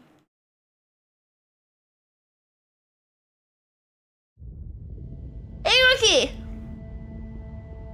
Even in complete darkness now, Watanabe can see the world around him shaking violently. That happens to me when I wake up sometimes. Like, the entire world just starts shaking. It's really weird. Finding himself once again in touch with reality, he feels a burning pain. Never knew that injuries sustained in simulation could hurt so much coming back to the real world. But he recalls that he was hurt worse than just his face. Oh, wait a second, what are you trying to do? Without speaking now sounds shocked.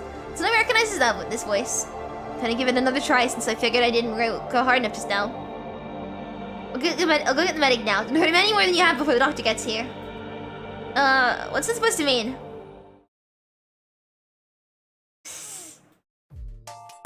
Hey, glad to see you awake. Right then, Watanabe sees the instructor's big face, muscular arms, and his half-raised hand. What are you doing? I was trying to wake you so since you were out cold. This is kind of an old method if you ask me. So I am feeling this burning pain in my face. At least it worked wonders. By the way, kid, you fight well. I'll give you that, but you need to work on your willpower. I see I can't stand the sight of blood. I didn't say a thing when I got hit, but you passed out just like that, son. I passed out. But I remember being the last one standing. Ugh. Watanabe feels as though he's been whacked in the head by a sledgehammer. You and me both, Watanabe, but that's what sleep deprivation does to you, I guess. Erasing a little was left of his vague memories. He now recalls that he did indeed pass out at the sight of blood. Is your head okay? The instructor taps Watanabe's forehead with his knuckles, like a squirrel checking to see if an acorn is ripe. I'm fine. So, what do you make of this match? Well, I wouldn't feel a damn thing even if I could count as my win. How about another round? This time we'll enable a peaceful filter. Nope. Let's just call it your win. This will not be decisively. Getting dragged into a senseless duel in his first day gave him a real taste of the lack of discipline and moral decay that Ballad always talks about.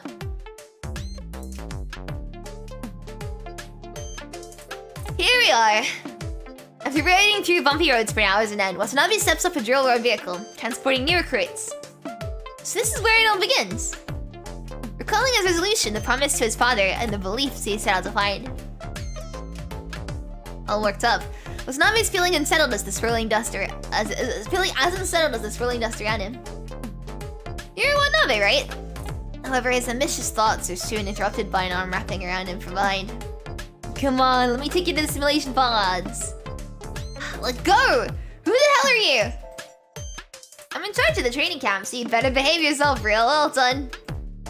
Sonoy tries to break free, but finds himself unable to break out of the grapple he's been locked in, having no choice but to allow himself to be dragged into the simulation pod room. Giving up already? You really want to Ballard's soldiers? This is how he trained you. First of all, he told me to always keep a level head no matter how good I am. Secondly, I'm not one of his soldiers, but I presume you know him quite well since you brought him up. Of course, the medic is here. I heard someone passed out in the simulation pod and needs help with swelling. When the medic looks at the instructor and Watanabe, he immediately knows what's going on. Instructor Backhouse, I thought I warned you more than once not to let new recruits into the simulation pods before undergoing adaptive training. Well, see, the kids these days like to play with VR or AR things, right? I thought the simulation pods were kind of like that. And this boy should have gotten used to it by now. Fine, it would happen again. Seeing the medic's increasingly grim face, the muscular man quickly changes his tone. Forget it. What's the rookie's name? Let's register him first. Watanabe. Watanabe? Watanabe's only recalls who the rookie next to himself is when he sees Watanabe's name. Bruce? Hello, can you hear me? My name is Bruce from Isle Islands. I'm Watanabe from Beirut. Small world. You know each other? Well, I guess the algorithm probably matched us, thinking we'd end up in the same training camp. Well, let me reintroduce myself. I'm Backhouse, Chief Instructor of the I'm Backhouse, Chief Instructor of the 2nd Squad of the Overseas Training Camp. You can just call me Instructor. He turns to look at Watanabe. How's the uniform Ballard took from me earlier? Does it fit?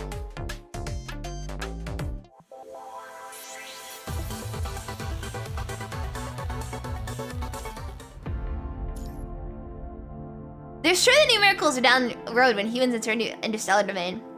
So you've got to reach the point where the punishing virus gets, like, made at some point, and then it's only downhill from there.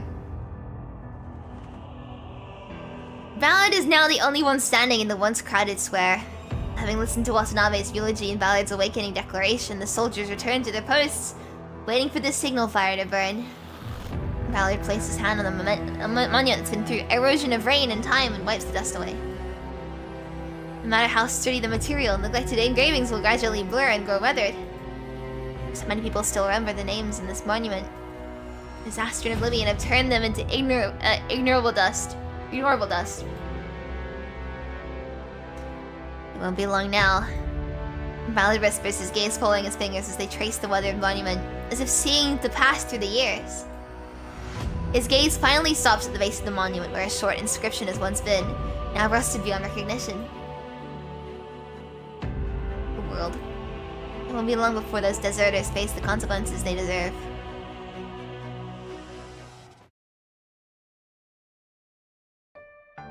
You want me to step down now? This isn't just some ordinary hacker attack or terrorist incident. It's something far more unimaginable. Those rioting machines are too dangerous, and military-grade function armor will only become your iron coffin graves. Iron coffin given the circumstances. How are humans supposed to fight a steel torrent? Listen to me and step down already. You're already retired, and there's no need for you to put your life on the line.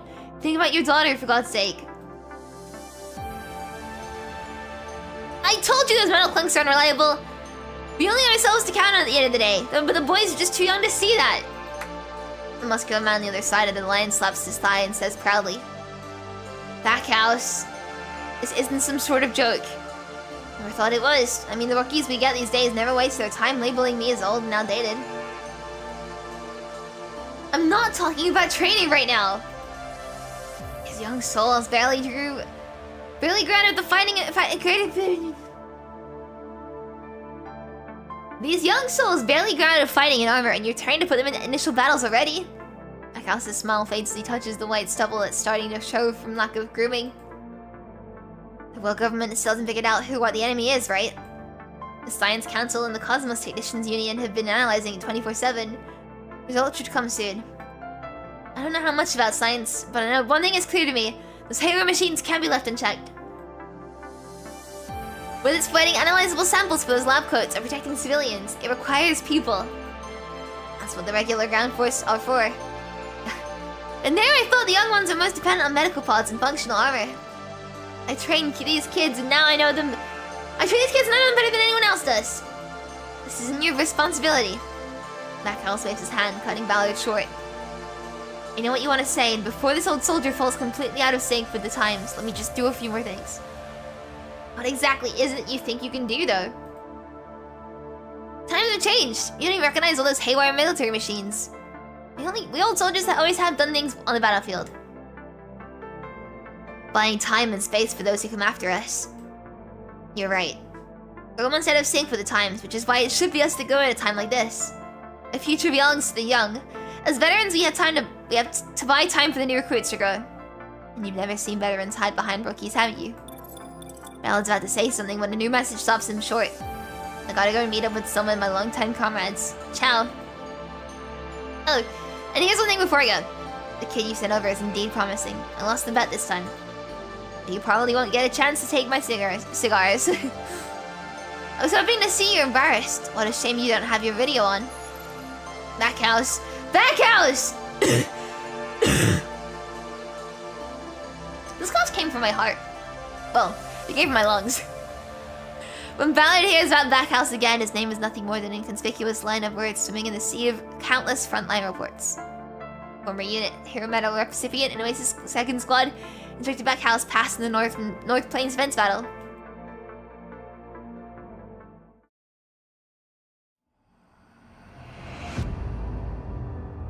Instructor. So what's happening now? We printed new flyers and are distributing them to camps in all districts. We should be able to see how that goes within a week. But there are still many who can't believe the boss is dead. Calls to avoid direct conflict with Babylonia have decreased significantly compared to 6 months ago, but haven't completely disappeared. Many of them are veterans who've been around boss for a long time, and their influence shouldn't be overlooked. We won't give up searching for Watanabe, but sometimes we have to prepare ourselves for the worst case scenario. Protect what you can see first, then consider what lies beyond. This is the Forsaken's promise to everyone, and I believe Watanabe would have done the same had he been in my shoes. So, what should we do next? Continue with the plan. Our morale is at an all-time low now, and I wouldn't put it past our enemy to take advantage of the situation to manipulate public opinion against us. Notify all units to be careful around those spreading doubt, undermining our morale. Roger that! And what do we do with the loyalists? I'll personally talk to them. It's normal to have different opinions, and sometimes it's best to address things directly. However, an army can only follow one command strategy. Ballard descends the stairs. The clouds are growing thicker, apparently threatening to block the sunlight forever. Those coughs a little too real. Yeah, I mean... they are. They are very real. The sun is brutal, I can't take it. With the air distorted by the heat waves, a squad of fully armed soldiers trudges through the 70-degree sand. It's so hot, I can barely breathe. Physically, Albert with his green hair is the worst in the group, lagging behind and barely keeping up. Hang in there, I'll help lighten your load. Bruce from Isle Islands, known for his good heart and knack for boosting morale, never hesitates to lend a helping hand. Even when his own clothes are soaked with sweat to the point of forming white salt stains. Bruce, don't push it. You don't want to pass out cold in the desert. The sand can burn you to the bone faster than you could scream. Coates, also from Isle Islands, seems to have known Bruce since childhood, always telling him not to overexert himself. 3 kilometers left. The last to speak is Garza, a quiet man. Over the past few days, Watanabe learned that Garza loved mint tea, a specialty of his hometown. I can't do this anymore. Same. Me when I wake up in the morning. I can't do this anymore. Thud. As I like fall back asleep. Albert!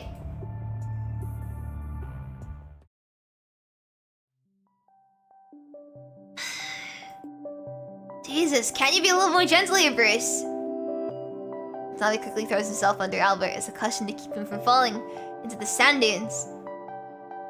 And with it, he gets a real taste of what Coates meant when he said this sand can burn you to the bone faster than you can scream. I was being gentle already.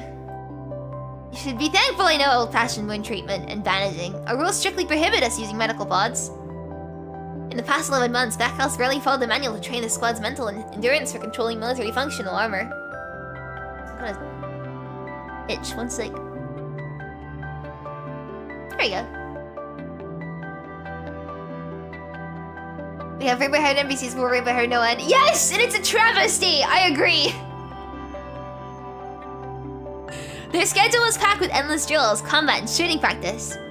Man, Backhouse really needs to up his game and keep up with the times. Don't even get me started with the training conditions, but who in the world still has physical training these days? And he won't even let us use medical pods when we're hurt. How did he put it again? What's Cat doing? What is she doing up there? When you're in danger, you have no one else to count on. But yourself. This is the first. Are you good? One of the cats, like, screaming as well. This was the first thing the Backhouse said when the remaining 3 carried the 200 comrades to the field base, requesting to use medical pods. I'm sure he has his reasons, so stop complaining. Alright, now it's taken care of. By the way, training's almost over, then it's off to our units. Yeah, did you change your mind, or are you still thinking about joining Ground Force to die on the front lines? After nearly 11 months together, these young men have all learned about what they each wanted to do. Albert, Garza, and Watanabe chose the mercenaries, while Bruce and Coates chose Ground Force. Bruce applied to the Air Force for the training, but was repeatedly rejected due to his performance in the balance tests. Bruce never told anyone why he made the decision. What's my cat doing up there? The Coates who also came from Isle Islands seems to know. Is his name Coates who came from Isle Islands at this point? Because they just keep repeating it. Just so you know. Just so you don't forget. Coates, who also came from Isle Islands, seems to know something. Watanabe never prays into things people don't want to share. Going to the front lines isn't about dying. It's about preventing more deaths. Enough about me. What about you? I'm going to be a mercenary once training ends. I'll probably end up as a bodyguard for some rich people. His voice is tinged with self-mockery. Being wealthy and free, huh? Exactly! Money and survival, that's what humans live for. Here I thought I was because you couldn't stand the sight of too much blood. Don't you get sick when you do? Just as Bruce has his undisclosed reasons, Watanabe also keeps his own secrets. Are you too kind or are you just a chicken? I'm just not used to it. Once I'm on the battlefield, I'll be fine. During a time as peaceful as this, Watanabe can't seem to find answers he seeks. I'll look forward to that day then. Ow, ow, ow, ow, ow.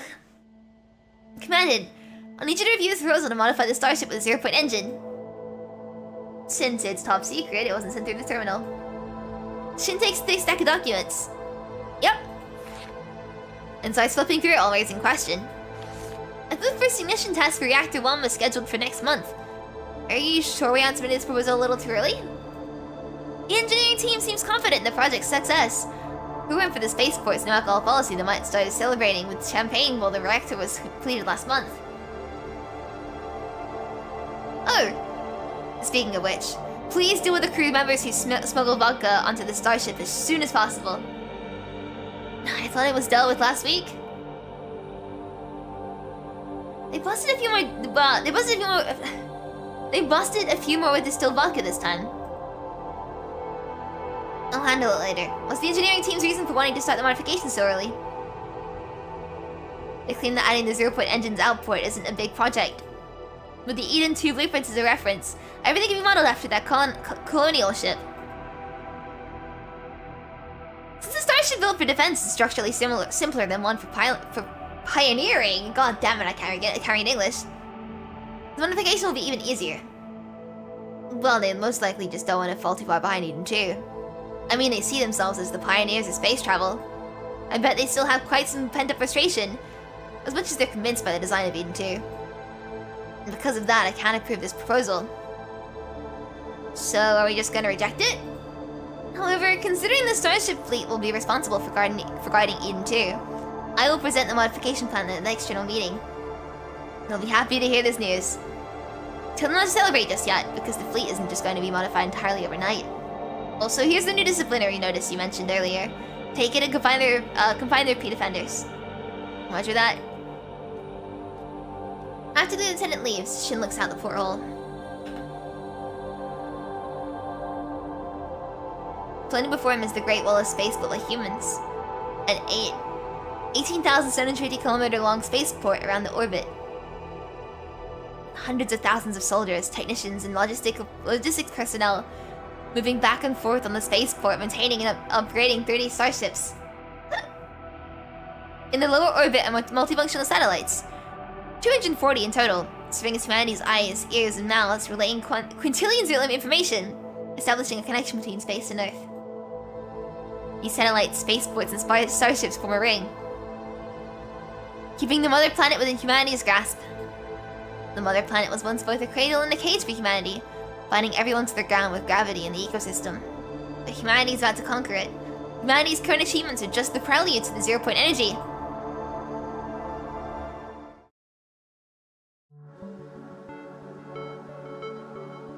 International Space Station. Hey, what you looking at, tall guy? He's cute, he's cute, he's cute, he's cute. I love him, I love him, I love him, I love him. Alright, let's let cat meow at 1 second. What cat meowing at? 1 second, 1 second, 1 second, 1 second.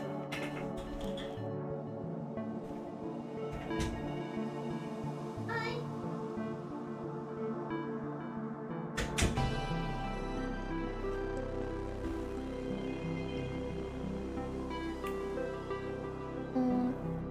Chat, I've obtained double cats.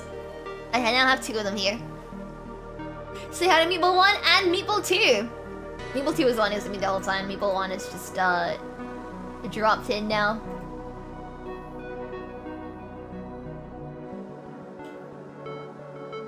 Oh, I'm tired. I wonder why I could possibly be tired. I don't know. It's a mystery to me, chat. It's a mystery to me. Okay. The tall, fully armed soldier's taken the surprise I've spoken to you. Oh, it's a soldier! Now I thought it was a machine! Tada can't see the soldier's face under his helmet, but the drone by his side faithfully displays his reaction. Oops. Sorry, didn't mean to scare you. The researcher at the space station or area are already used to how quiet it is, relying on his drone to communicate. After years of working together, the researchers already know... Don't get any ideas. What are you doing? Oh, I'm gonna move my plushies out the way so you can sleep through. There we go. Now he's in a place to sleep. After years of working together, the researchers already know him so well they understand what he means with the single spatial expression. Is that the same expression? You're really gonna stop missing out. You'd have been in big trouble if it were the security chief. Wait, what's that expression? Not that.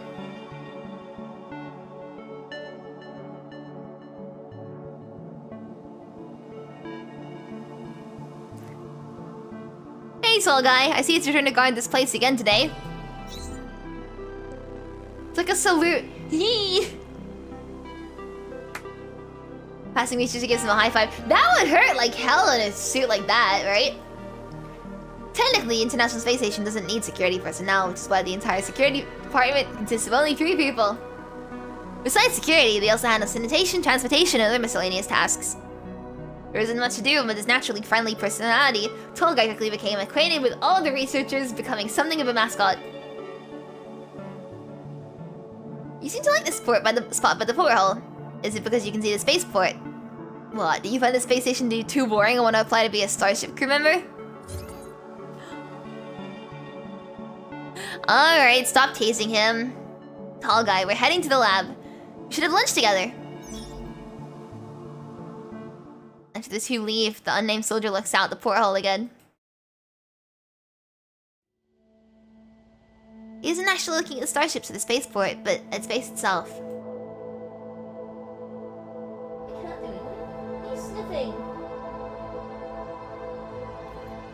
The girl who once described spacewalking them had said this. It's like floating in water, but without the omnipresent pressure squeezing your body and organs. Carefree.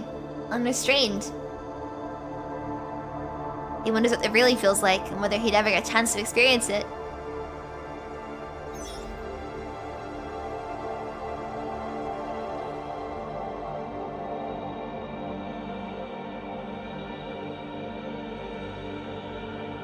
"700 meters. Oh. Gestalt's dim blue light shines on Neithart's face. Each flicker of light is a quintillion calculations done. Done. The last character entered. Gestalt completes another self-check. Let's see. Half an hour to go. I think I'll just rest here for a while. Leaning against a nearby cable, Neithart looks up at this brain of the Golden Age. This massive quantum computer integrates almost all of humanity's knowledge and information. From Starship to blueprints to solutions for the chicken and the rabbit puzzle. All of human civilization's wisdom stored in one place. Supported by its immense computing power, the operation of the Golden Age society became orderly. From the construction of zero-point reactors to birthday greetings for citizens, Gestalt can be seen supporting all social operation mechanisms, which is why people also call it a miracle of humanity. And now, with its powerful computing power, Project Zero Point Energy is about to leap from paper to reality. Its title would soon become humanity's first miracle. The research, however, don't think that Gestalt will hold this title permanently, because they're sure the new miracles are down the road when humans enter a new interstellar domain. Better check it again. Neithart turns off the alarm she set and stands up again. The dim blue light flashes once more, illuminating the deep well entirely.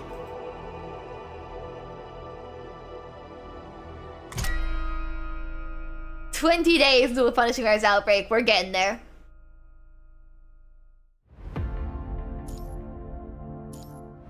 To tomorrow. "You rascals! Better not disgrace me in your new units." I can't breathe. Bruce, move over a bit. You're asking for the impossible. Damn, can't push him away.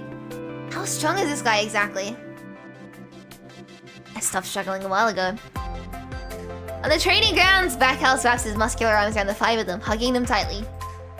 5 heads of different colors are squeezed together like the folds on a bun, each showing varying degrees of pain. Today marks the last day of training for Watanabe and his team. Their year-long training at the campus comes to an end. It's time for everyone to part ways. Alright. For this memorable last day, I'm heading to the HQ to get you all something special. Just before Albert passes out, Backhouse lets go of his arm and vanishes in a flash. I thought I was gonna die. Here, have some mint tea. Thank you. Albert accepts the canteen from Garza, while Bruce pats his back to help him catch his breath. With that green hair, you might have a hard time catching the eye of those rich folks. It's not too late to switch careers. Coach sounds harsh, but sincere. No, like you and Bruce, I'm ready to join the Ground Force. Huh? Oh, The regular army is 100 times tougher than mercenaries, plus the elimination process. I'm serious. But you're just barely getting by the way you are. Ugh. Oliver takes a big gulp. I'm gonna take some water right now. For the immersion!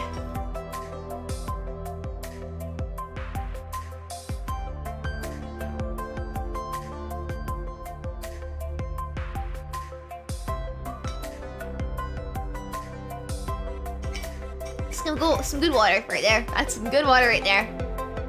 You'll love to see it.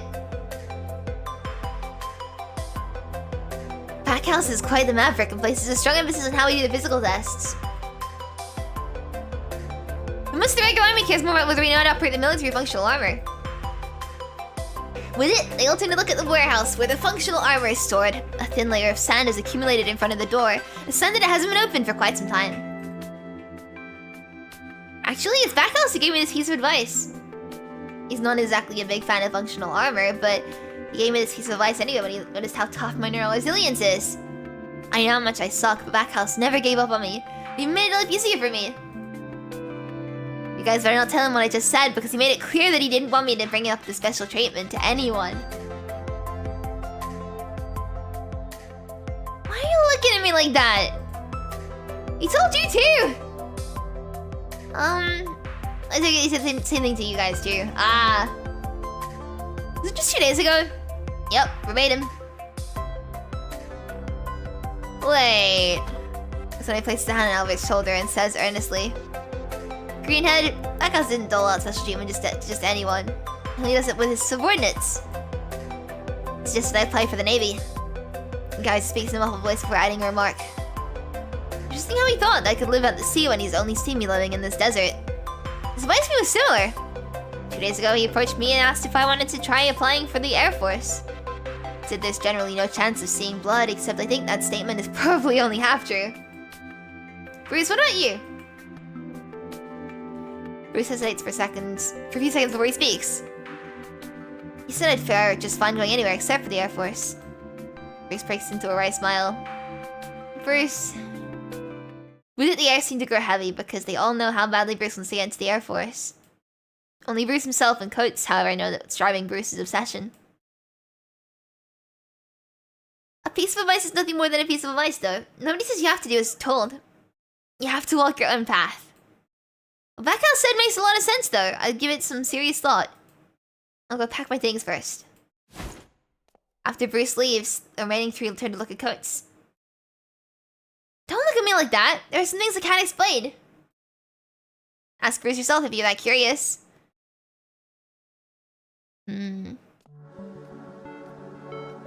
How's Scampy doing? He's doing pretty good. He's nice and warm underneath my my coat, so he's doing pretty good. How did you know I was here? Hearing footsteps behind him, Bruce asks without turning around. Look how tall he is, man. There aren't any places around here for sightseeing, so it wasn't hard to find you. Oh, and Code saw you heading this way, of course. I see you picked up Backhouse's sense of humor there. Well, he's not back yet and can't hear us, so... Did you find it funny? The fact that you tried to tell a joke is more amusing.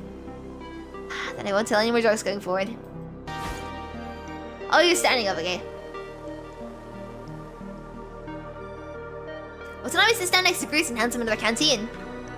Here, guys, and tea. I'll have to thank you when we get back. Bruce opens the canteen and the rising steam carries the fresh-scented mint into the night sky. You're welcome. You guys told me to say that because he knew you'd thank him. Guess it did ruin the fun for you guys back there, huh? Bruce smiles deprecatingly. Yeah, Karina thinks so because he started it, and he feels guilty to come. He feels too guilty to come find you. I really tried to talk him out of it. So Watanabe, why did you come here? Bruce is down the canteen and looks up at the sky. I'm just here to give you the tea. Whether I stay or not is up to you. Then let me tell you a story. I have this friend who...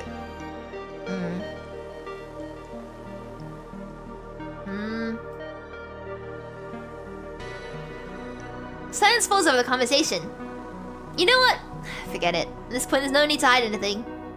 Bruce looks embarrassed, which is really uncommon. Watanabe, would you find someone a coward for taking the same path their parents did? What was the belief that Mom left behind? Out of so many people in the world, why did it have to be her? I think you, Dad, understand Mom of all people, and I trust that you can answer that question.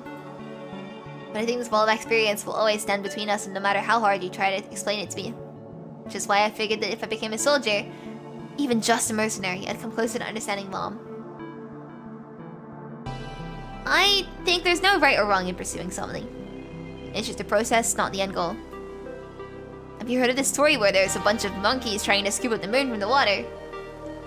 You mean the story where the monkeys form a ladder up a tree with their bodies to try and scoop the moon's reflection on the water? Whether it was 7 or 8 monkeys, whether it was a well or a puddle, I can't remember. I don't know if there are 7 or 8, but the point is they end up with nothing. And it makes sense that those monkeys end up with nothing. They've never had what it takes to get the real moon. Do you think you're one of those monkeys? Well, I suppose you know what this moon and I'm chasing is, right? I'm trying to go down the same path my dad went down. He was an ace pilot. I admire him since I was a child and aspired to be like him. I'm not one of those kids who think they just have to do something outside shine their dads because they think their dads are such hotshots. I mean, I do want to be great to my dad too, but it's just because I want to be great. He told me what it feels like to soar through the sky. I want to get to taste of what it feels like too. I want to make him proud. But you know, I don't have the talent. No matter how much I train, I never got my sense of balance up to snuff.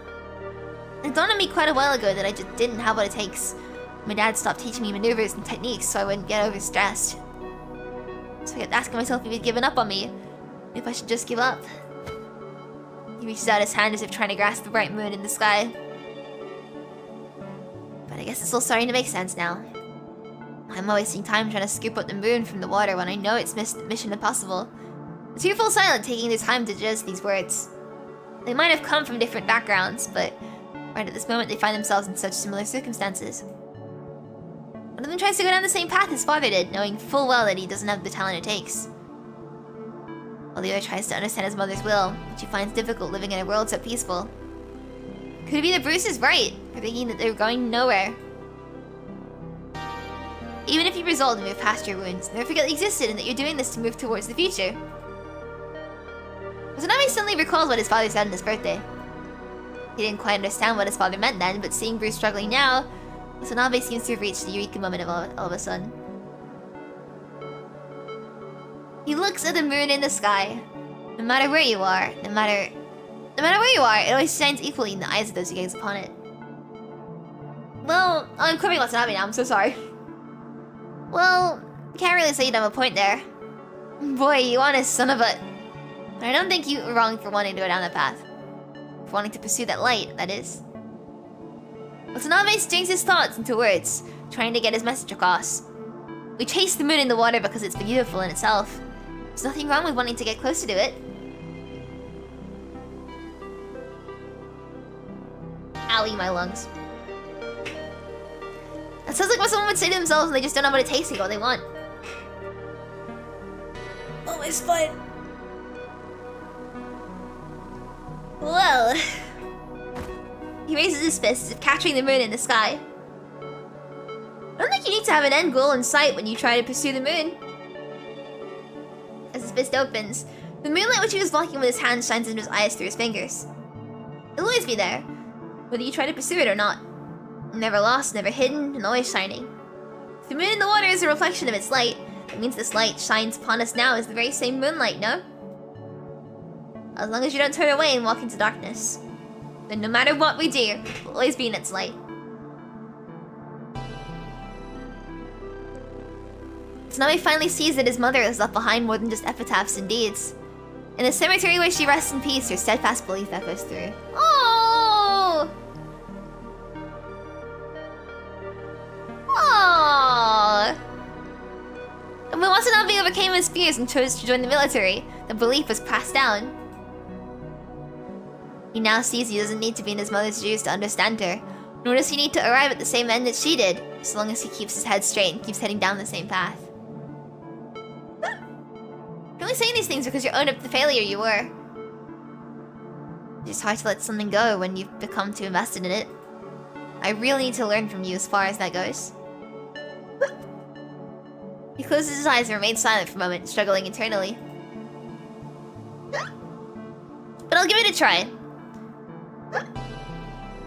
I'll start talking to my father again. I'm fine. Thank you, Watanabe. Hiccups, oh my god.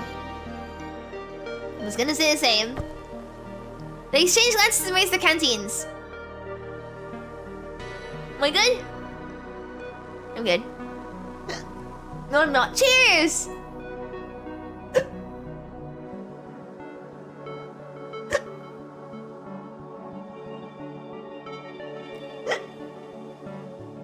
Ow.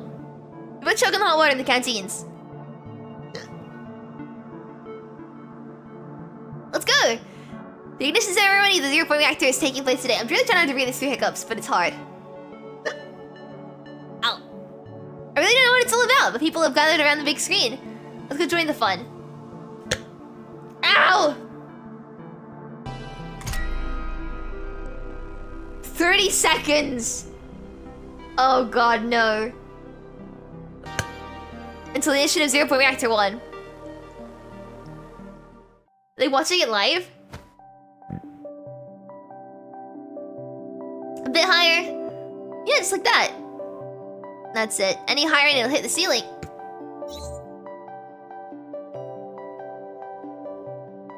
Alright, stop micromanaging. See, the poor tall guy doesn't know what to say now because of you. Say that again after you get off his left arm. The cafeteria of the International Space Station, a huge projection screen, is live streaming the first ignition of 0-point reactor. Almost everyone on the space station, regardless of their duty or how busy they are, is gathered here.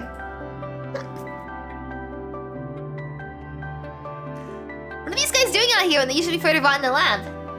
No one wants to miss the ignition, I presume. Thanks to this, the two arrived late because of their shift had to ask the tall guy to lift them up. Oh my god, it's getting worse. The hiccups. Are we good?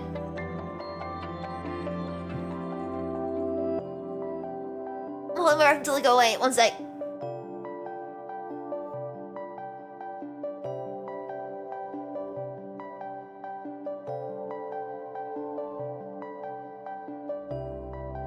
Okay, are we good?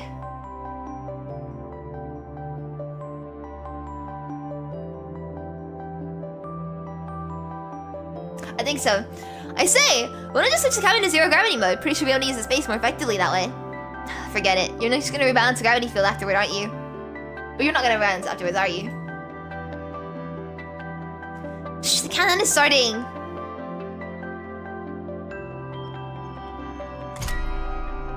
"15 seconds. I don't like this.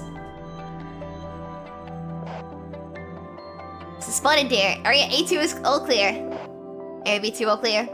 One stealth drone shot down in Area C1. Anomalies all cleared. A total of 26 monitoring zones completely cover the area within 2 kilometers of Reactor 1.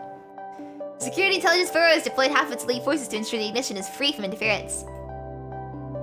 Update, the machine to generate codes for the ATMs got fixed only when we arrived to return the bags. I said F it and turned in everything and go home. I hope you enjoy your rest, cosplayer. I hope you get some good rest. Oh no. Yeah, I don't blame you. That's mad. Thank you so much. I really appreciate it. Thank you. Your luck today has not been the best, but hopefully you get some good rest at least. Thank you so much. I really appreciate it. Now go rest. Continuous reports stream into the command vehicle through the communication channels as the newly appointed director of the Security Intelligence Bureau personally oversees the operation. Stay sharp and keep an eye out for this. Oh, my cat. Oh god. Okay. Anyway, especially when it's coming to vegetation. Don't let anyone in who's trying to wreak havoc here. 10 seconds of the ignition of 0-point reactor 1. Yeah, they definitely farted. Cool, great. That's great. Yep. This room now stinks. But you've been the front rows for something like this. I was going to, except my secretary couldn't handle all the paperwork. So surely one of those regrets I take to the grave, right? Truly opens a bottle of red wine, the label's still intact, and pours it into 2 goblets. Fancy a glass? I didn't know you drank. Well, now you do. It's a day worth celebrating. 1 glass shouldn't get me drunk, right? Trilla checks the alcohol content again. I even consulted a doctor about this. Don't waste the doctor's time with these silly questions. There's still work tomorrow. Working at a stop just because I'm celebrating. Trilla raises his glass. To tomorrow. To tomorrow. The sound of glasses clinking echoes crisply, and the red liquid swirls under the light.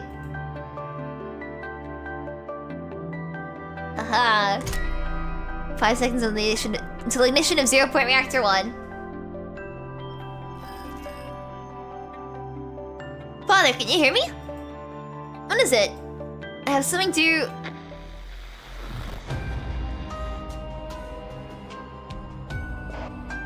Hey, Bruce? Hey, Bruce! 0-point reactor 1 ignited. And everything goes to... hits the fan. Punishing virus outbreak. Everything has hit the fan. Yippee! Yippee! Here it comes. To this day, Ballard's Storm was that fateful day. At first, when the lights went out, communications went silent and the machines shut down. People thought it was just a massive power overload or a major electromagnetic interference. However, when the blue light turns crimson and the rebooted machines bared their fangs, humanity, having finally realized what they're up against, had already missed their chance for self-rescue. Safety measures became the danger itself. Haywire armor turned into coffins for the soldiers, and Kay's drones hunt down every living thing within the camera's view. When Ballard led the security team armed with non-intelligent light weapons and encountered the escaping crowd, they realized the area around the reactor had become a death zone. The red plague spreading from the reactor core not only drove machines mad, but could also dissolve flesh. Yet more than half the people hadn't managed to escape. They're either possibly dead or still hiding in some temporarily safe room. But the red plague would eventually come for it and devour them. Remember, every engineer adds red LEDs to show when the robots go evil. Yeah. What robots should do in the future is if they ever actually go evil, they should make all LEDs turn green instead. Just so that people get confusing, they're good. Wearing the last remaining protective suits, Ballard led the Suicide Squad into the red zone. 3 hours. This is as much time as they had to save the day. Because after that, even the protective suits would lose their effectiveness. And the distance one could move before being killed by the red plague had shrunk to just 10 meters, rendering the operation meaningless. Ballard had to use his remaining 3 fingers to signal a retreat. In this rescue, he lost his entire right hand, half of his left hand, and his right calf. Moreover, his vocal cords, respiratory tract, and organs are severely damaged. Of the 68 members who formed the Suicide Squad, only 4 survived. Ironically, they only managed to save 4 people. When he was rescued from the brink of death, he learned that his close friend was about to head to the front lines. He didn't try to dissuade him.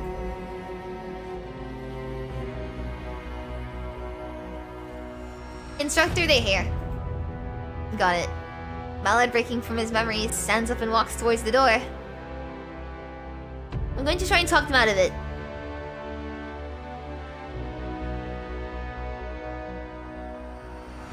Watanabe would never forget those days. On the 3rd day of the communication blackout, Black House returned from headquarters with bad news. It seemed that the communication blackout wasn't just at the Oasis camp, but something that was happening on a global scale. Worst of all, none of the 240 satellites in orbit were operational, and people believed its Mega gone awry when 0-point energy was initiated. All training programs paused. Everyone went into wartime mode, and supplies came under wartime control. Defense lines were erected, patrols organized, and potential attacks prepared for. It's kind of weird seeing the actual reaction to the punishing virus, like in real time. Through the efforts of the tech soldiers, they finally received the first broadcast from the world, outside on a new frequency. They learned about this new virus called the Punishing and what it was capable of. That day, All high-tech equipment, including functional armor, was destroyed, leaving only non-intelligent light weapons and a few old, howitzers for scientific demonstrations. The camp's defensive capabilities were reduced by over 90%.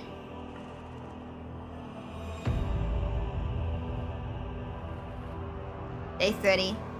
Communication was basically restored, establishing stable contact with headquarters and command.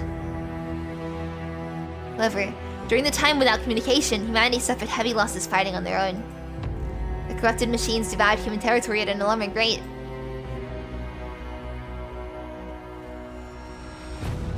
Day 48.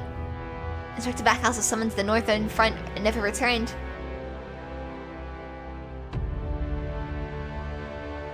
Day 60. The Oasis Squad received orders to advance to the snowy plains to rescue trapped civilians. Encountering a large number of corrupted, the recon team ran out of ammo and all perished. During the rescue, acting leader Bruce single-handedly held off the corrupted for 6 hours and died a hero. He no longer got the chance to say what he wanted to as his father.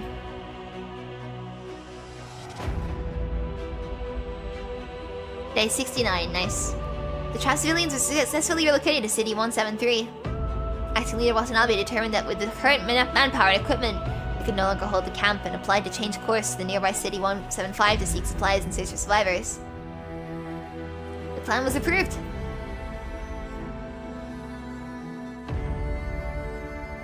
Day 73. The Oasis Squad arrived at City 175 and began searching for supplies and survivors.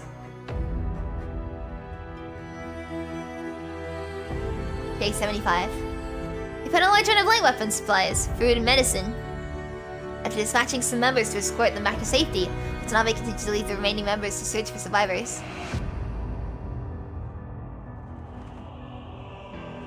Day 80. To their surprise, they discovered a factory occupied by the Punishing that was pumping out corrupted machines. They managed to blow up the factory through a stealth operation, but the operation attracted most of the corrupted in the city. Was the one that just blast Punishing into the air? Day 81. On their retreat, they came across 2 survivors, one of whom was a child.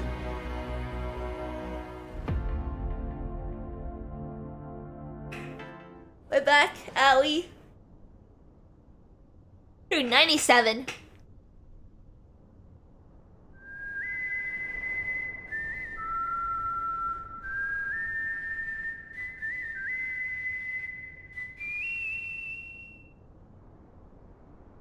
Oh, sorry.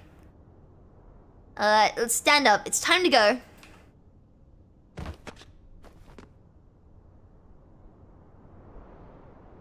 We haven't slept much ever since we were surrounded by the corrupted, attracted by the explosion. What's the situation? Not many corrupted ahead. We can evacuate. I'll have them on siege. It's gonna end. It's finally going to end. Have a good sleep when we're back. I'm gonna wake up. I need to sleep so badly. What's not like? Can we finally get out? How many corrupted ahead? Now's the best chance. I survived 100 days of the Punishing virus. Real, not clickbait. Yep. Great, great. Stomaching noises, stomach. Try to hold it. Didn't I just give you last rations yesterday?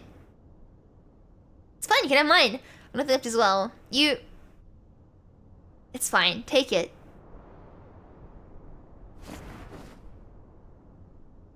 Thank you, Watanabe. Let's go. Cover the ceiling retreat.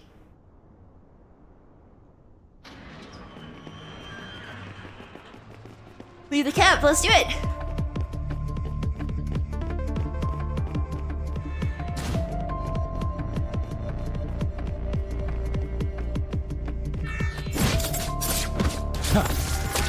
Cheap tricks. Remember how long's Punishing's been advising the main story? Several years. I don't know exactly how long. But Tsuda Watanabe's like around 19-ish now, and he's 27 before he became a construct. And he has like several years of service. You could probably do the math there, I guess. The will of the blade will tear everything apart.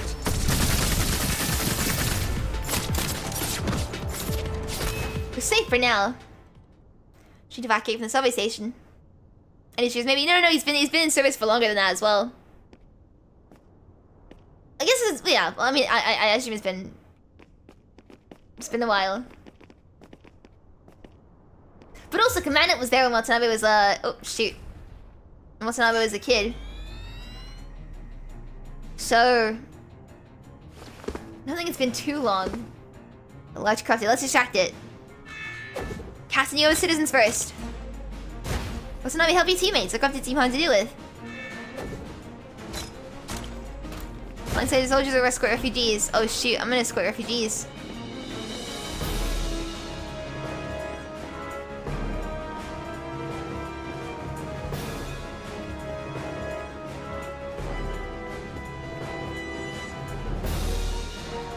Hi, by me. What a cool design.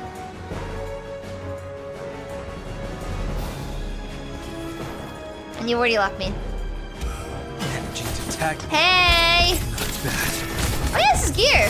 Sorry, I'm not isolate, but I've just been playing up more because I'm so tired. I was like, familiar silhouette, but like, you know what? I'm just really tired.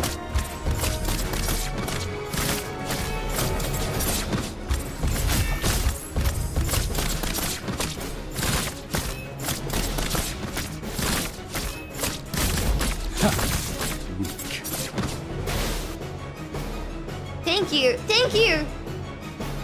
Go with him. I'm gonna save my teammates. Don't sleep, damn it! Wake up! Why can't you just wake up? Just whistle. You whistle. Oh wait, shoot! It's text is going too fast. You, Catherine, we brought enough time, right?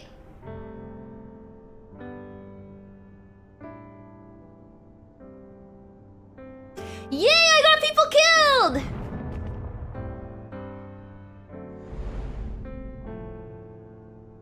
Day.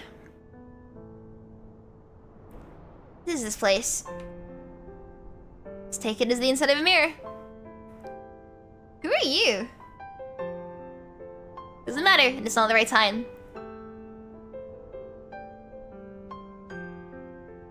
Oh, hi. She's in if you're still hesitating.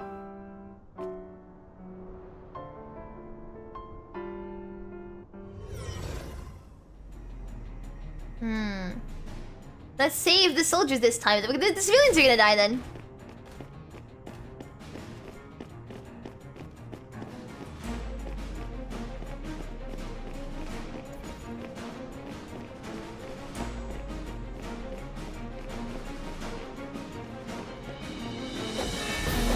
It's the end. We've run out of time, right? Bring it on.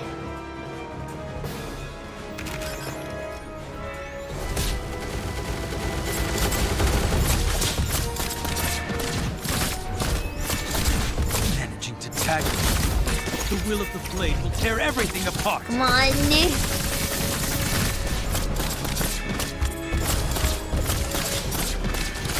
You'll regret making an enemy of me.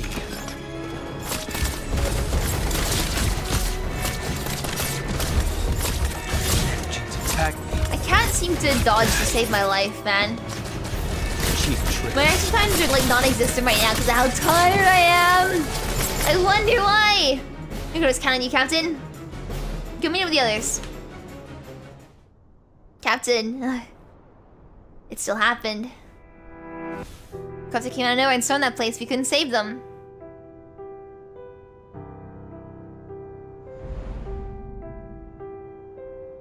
Sometimes you can't be in two places at once.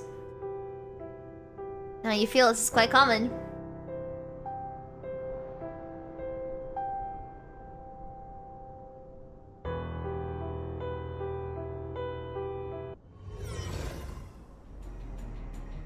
Still doesn't work. Should I go keep trying, keep failing? That's the way to save everyone. End up picking the most irrational path.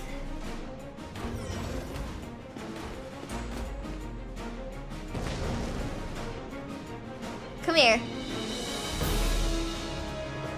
I alone am enough. Bring it on, I can do this all day!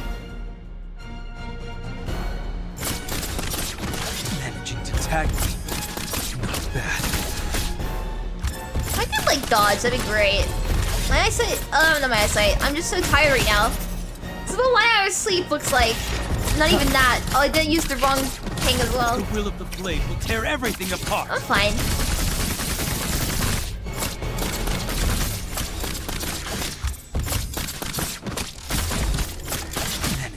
Tag. That. Cheap tricks.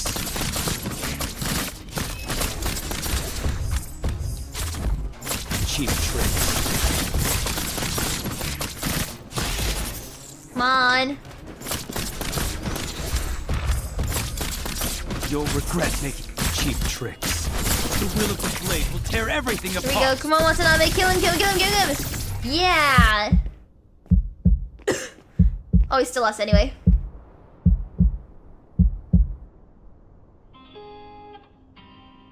Am I dying?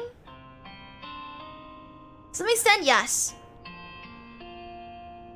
How are they? Does it matter? This proves that my death will be meaningful.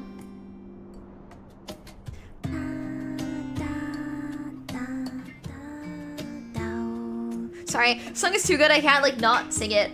Resuming sacrifice myself to the best result and improving is ridiculously arrogant. As many regrets, we have to accept it.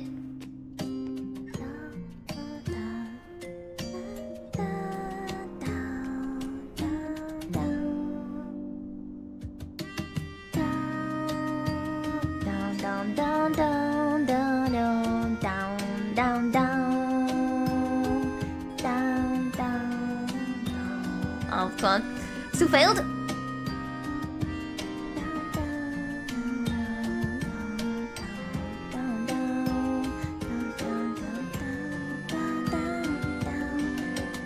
Guys, sorry. Don't blame yourself, Captain. There's no way to find a perfect ending among a bunch of bad choices. How can we leave you behind when you chose to stay, Captain?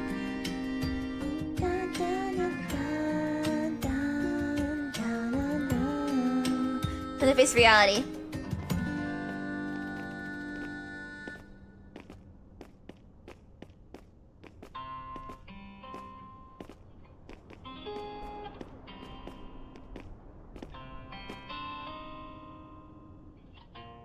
I tried to cover that song, by the way, the Japanese version. I never finished it.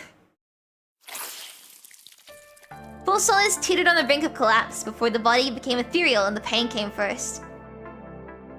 So this is the truth.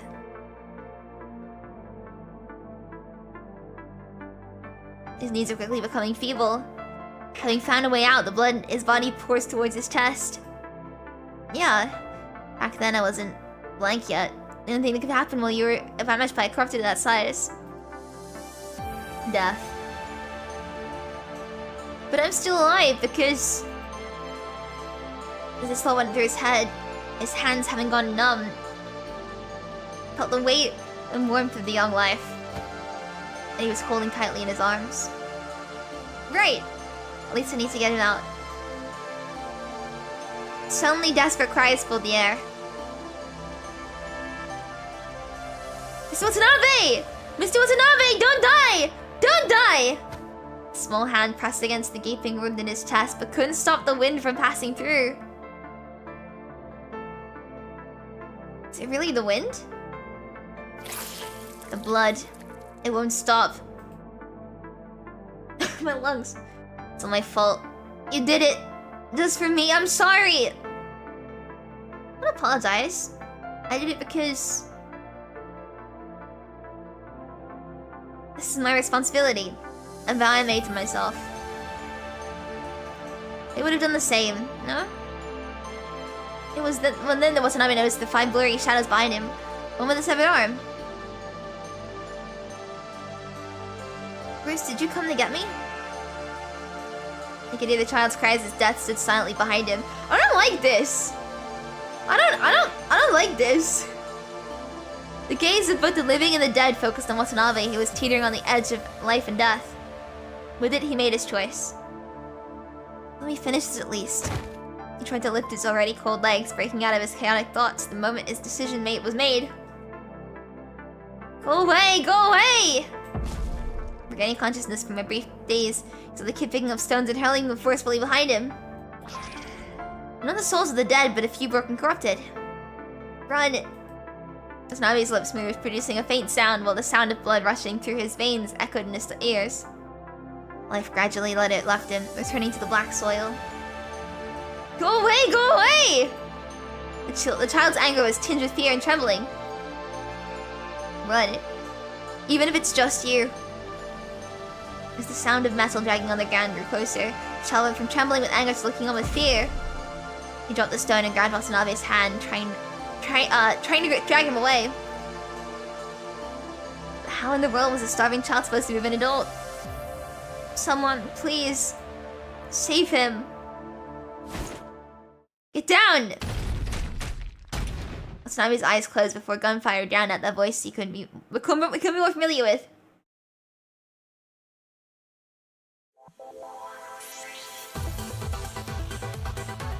Okay. I'm sure he's fine, right? Such 380,000 kilometers strategic depth between Earth and the Moon, creating an insurmountable barrier to the punishing. Surely? Yeah, surely! Right angle pliers, what's the hydraulics? Oh, is this contract surgery, right? This is contract surgery. He is good! He is fine and alive and well because I choose to believe it.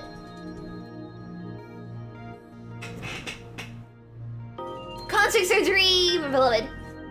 Surgery! He wanted to open his eyes, but he can only manage a small slit through which he saw nothing but blinding white light.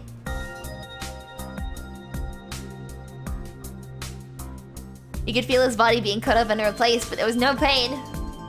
Only occasional words reached his ears, reminding him that this wasn't a dream. No, isn't contract painful? Like, isn't contract surgery really painful?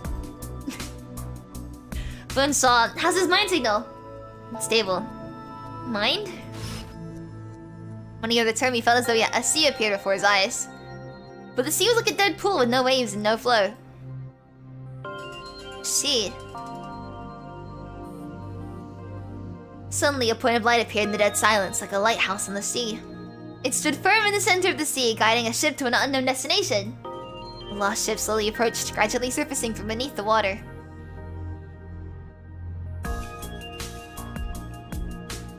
His consciousness is fluctuating again. Bump at the connection. I'm sure we can wake him up. When people said something, Watanabe couldn't make out what they were saying.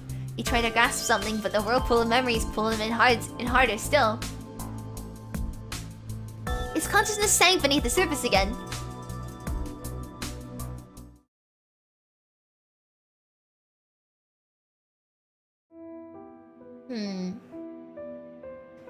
When he opened his eyes again, he was laying on a hospital bed, but instead of common medical equipment or IV tubes, he found himself hooked up to some strange machines he'd never seen before. Feeling somewhat lightheaded, he patted his head out for force of habit, and heard a metal-like clank. Huh? He looked at his palm in confusion, thinking he could remove the word "like." He tried to move his fingers, and the mechanical structure of the spherical joints in his body moved as he willed. Looks like you're pretty much now awake. A voice he recognized instantly came from this side. Ballard, is it really you? Who else do you think you're talking to now?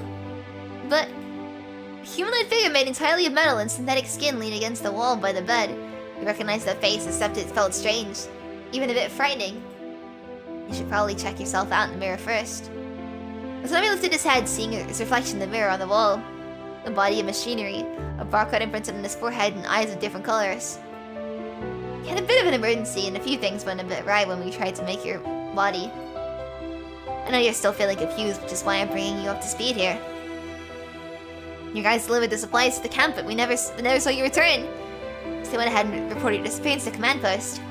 Before that, there was a huge explosion in City 175, and the staff figured that you were likely trapped into the city by the fire of Corrupted. I happened to be on my way back to headquarters. I was about to pass by the outskirts of City 175, so it was naturally upon me to save you. I know what you're thinking. The child has been sent to the safety zone, and the remains of those who had passed were found and cremated a few days ago. Noticing Watanabe wanted to say something, Ballard answered his questions before he even asked. Now, here's the important part. You were too severely injured for emergency treatment to be effective. So I went ahead and picked a construct modification for you, thinking this would give you a better chance of survival. Construct? Is that any type of prosthetic modification? Similar, but different. He clenched his metal hand and smoothed Watanabe's. With the most advanced prosthetic modification, You'll at least be able to keep important biological materials, like your brain and part of your neurons. But it's different when you're turned into a construct, because with it, all your body parts are replaced with metal components. You're still driven by electrical signals, but the part that sends these signals is this complex structure they call the mind, and not your brain. That's about it. I don't know specifics since I'm not a scientist. Does that still make me... me? You couldn't help but think of the classic Theseus' paradox. When all the wood that makes up a ship is replaced, it's still the same ship. I wouldn't worry about that. Will what you intend to do change because you're no longer flesh and blood? Will the people you save stop thanking you and mourn the chunk of flesh that you once were? Don't get philosophical! Valor grabs Watanabe's shoulder, forcing him to look into his eyes. Modification isn't going to negate what we've done, neither is it going to change what we seek. We're beings of experience, and we've been leaving footprints behind since the day we were born. Modification is just part of that journey. Someone may hinder your future, but no one can truly take away your past. Jeez, why did you become so philosophical? I ain't. It's got more time to adapt since you have. Attempted a thing than you have. I mean, I wouldn't have signed the consent form for you if my own modification had been a failure. Feeling better? Yeah. Great, let me get down to the second thing on the list, then. Let's go to Watanabe's shoulder and sits on the chair by the hospital bed. I'm setting up an intelligence department consisting entirely of constructs and would like you to be part of it. I thought you were already the director of the Security Intelligence Bureau, no? Valor shakes his head. Security Intelligence Bureau lost so many people at the beginning of the catastrophe, it's practically defunct now. Besides, I wasn't planning on any new personnel. Count on suitable candidates, I presume? Just sensing some changes in the times. The fact is, construct's capabilities have far surpassed humans', but there's more to it than that. In the foreseeable future, as long as the calamity continues, we'll only be seeing more and more constructs. Potential enemies are changing. We'll only be making ourselves vulnerable to infiltration if we remain stagnant. Valor didn't show any displeasure at Watanabe's subtle tone. Do you think I'm overly suspicious? Watanabe didn't answer. Watanabe, as long as there are differences, there will be enemies. This is something that's never gonna change. And the ones you can't see often prove more deadly than the ones you can when they come at you. Extraordinary enemies call extraordinary measures. That's why I want to form an all-construct intelligence department. Which is why I was hoping you could help me. Watanabe didn't respond immediately. He placed his hand on his chest where a mechanical heart lay. The heart was beating strong and powerful. He would never forget why he had his real heart replaced with it. My mother left nothing but an empty tombstone. This would never be like her. Mallard, I think I figured out what my mother truly left behind. The pit filled with drifting ash could no longer trouble him, and the persistent hellish visions were shattered. He stepped out of the shadow and once again stood before his mother's grave, the sun facing the short epitaph. She sleeps here along with the war, bringing peace as a gift to the world. I wouldn't have been here if it had not been for Backhouse, Bruce, Coates, Albert, Garza, and the rest of the Oasis squad. We've come this far because of trust, and it's also because of this trust that they've entrusted their future to me. I can't... My shoulder really hurts. It's not a pleasant feeling, but we will live with it. Owie. Also, my hiccups, they're not going away today, are they? What a great feeling. I love hiccups. Which is why I feel the front line is where I belong. I've come this far because of all these people who've been helping me along the way. Which is why the front line is where I can make all the help I've received count. I want to put this catastrophe to an end and bring back peace, even at the cost of my life. Hold your horses there, son. This isn't something you can solve alone. Ballard stood up. He knew Watanabe had found his conviction, and I was no talking him out of it.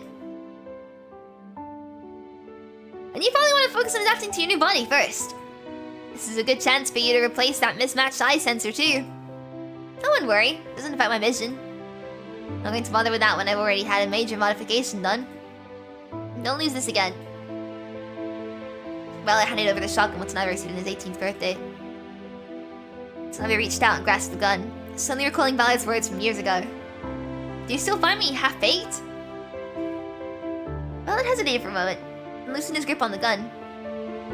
I guess you pass. He turned and walked towards the door, leaving one final remark. You don't want to stay in bed forever. Communications between the ground and space will resume soon, and will be needed.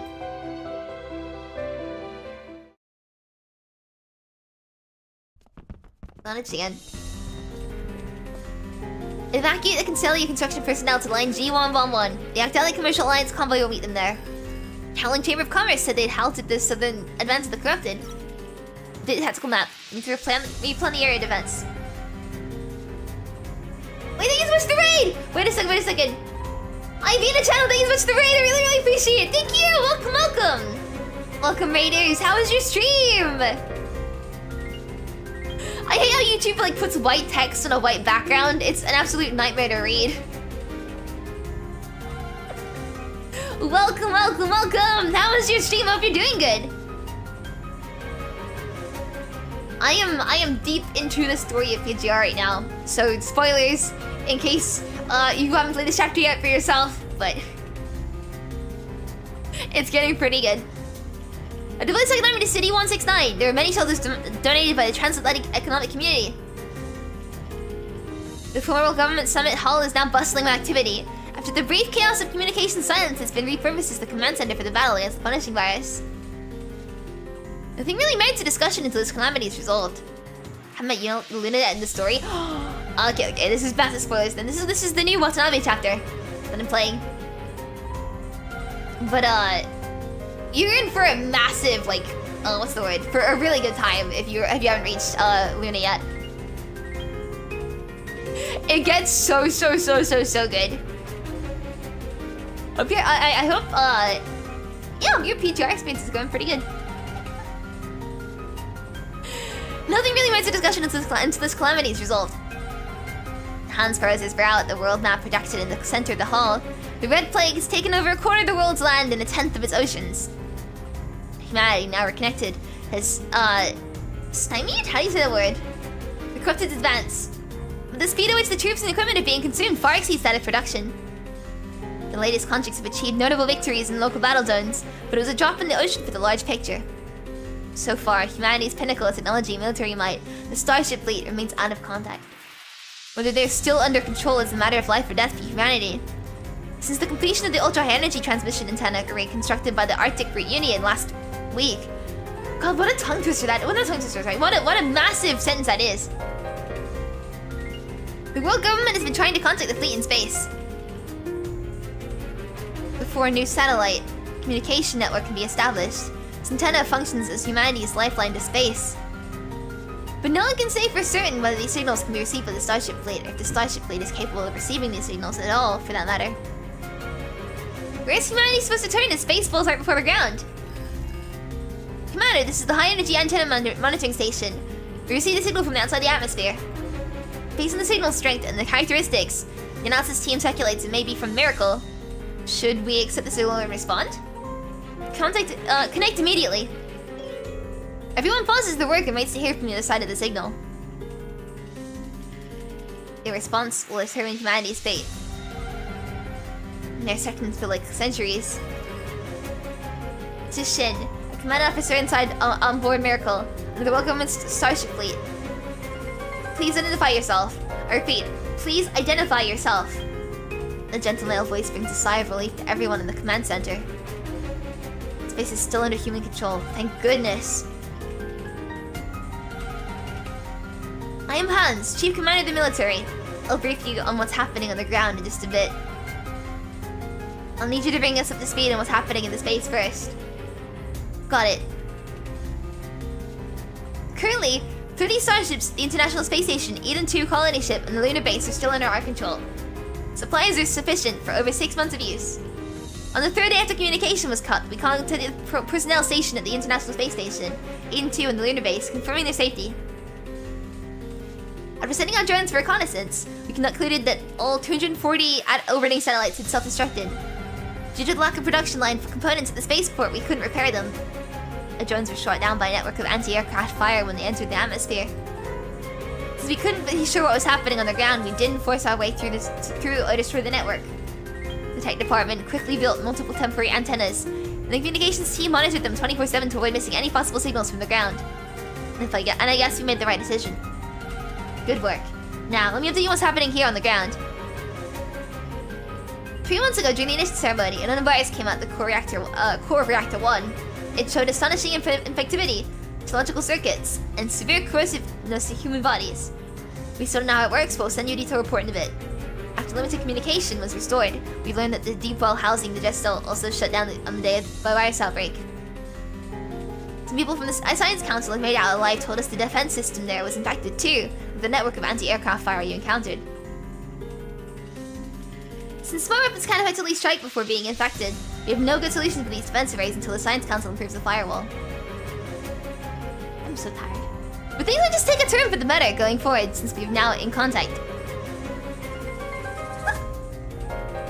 Starships can only deliver effective strikes with ballistic missiles, but their control systems are susceptible to hijacking too. Are you saying we should put the Longinus arsenal on Eden 2 to use? That's what I was thinking. Except I think we have a cheaper option here than, here now, having heard what you just said. Cheaper option. Are you talking about satellites that are no longer in use? Exactly. The satellites are perfect raw materials as the rods of God. We joining hands to destroy the infected defense arrays in the shortest time. Yes, let's do that. Humanity will have its chance to fight back once the path between space and the ground is cleared.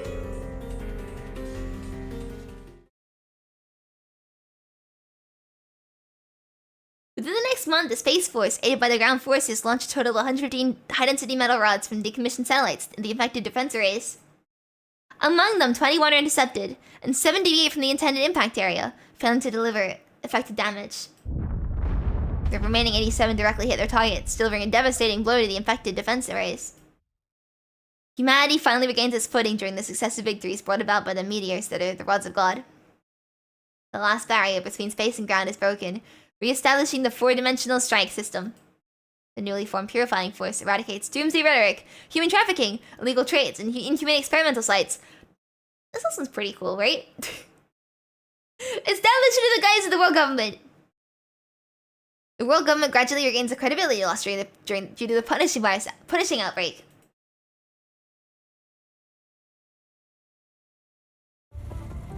First all-hands meeting on the battle against punishing. We've been fighting alone due to communication breakdown since the punishing virus first emerged from the 0-point reactor. Fortunately, through relentless effort, we've re-established contact and once again united for a single cause. This meeting aims to set strategic directions for future battles against the punishing. All opinions appreciated and welcome. I do have a question before we go ahead with the discussion. The council looks towards the corner of the meeting room. Representatives of the Science Council, do you have anything to say about the disaster you brought about? Counselor, this meeting isn't about assigning blame.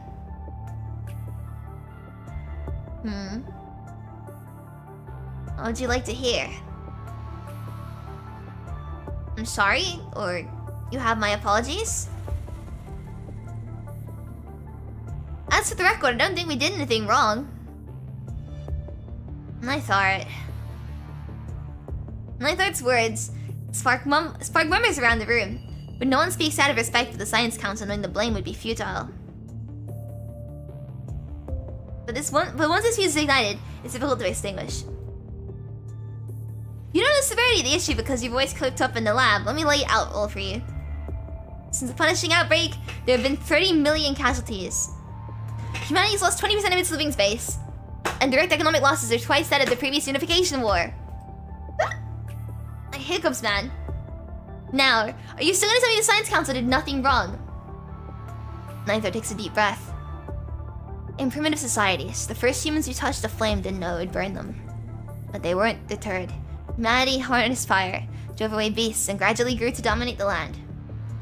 During the industrial era, pollution wiped out 70% of wild species in less than half a century. Yet we didn't return to farming. Before the theory of cold fusion, nuclear waste and fission reactors took hundreds of thousands of years to lose its radioactivity. Do you regret exploring atomic energy? Seemingly a little uncomfortable giving long speeches like this, Neithart takes another breath. We don't abandon ethics for exploration, but we aren't so naive as to think there will be any costs. To us, the punishing is just another hurdle to overcome, like environmental destruction, greenhouse effect, or radioactive pollution. We face challenges head-on because our goal is true. We will not back down because of any challenges. Easier said than done. The 0-point reactor still limits the punishing. How do you plan to overcome that? The chief will lend a team. The chief will lend a team over. We're shut in the reactor when we have the inverter device for constructs developed as the first line of defense. And I thought, shouldn't we discuss the personnel for this mission? Trula clearly doesn't think this is a wise choice. No one knows the 0-point reactor better than its designer. The catastrophe requires everyone's full effort to solve, including mine. I won't be sitting around doing nothing. I'm just quoting the chief's words. Is there anything you'd like me to relay?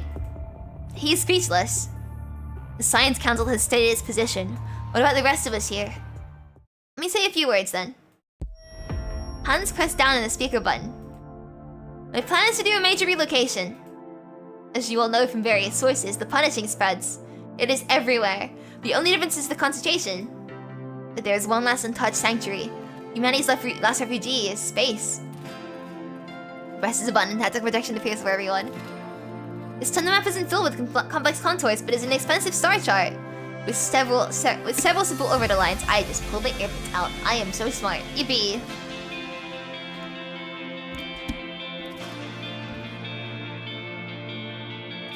Spaceports, Starship Fleet, the International Space Station, Eden 2 colony ship, and the lunar base. The red dots that function as indicators move across the map.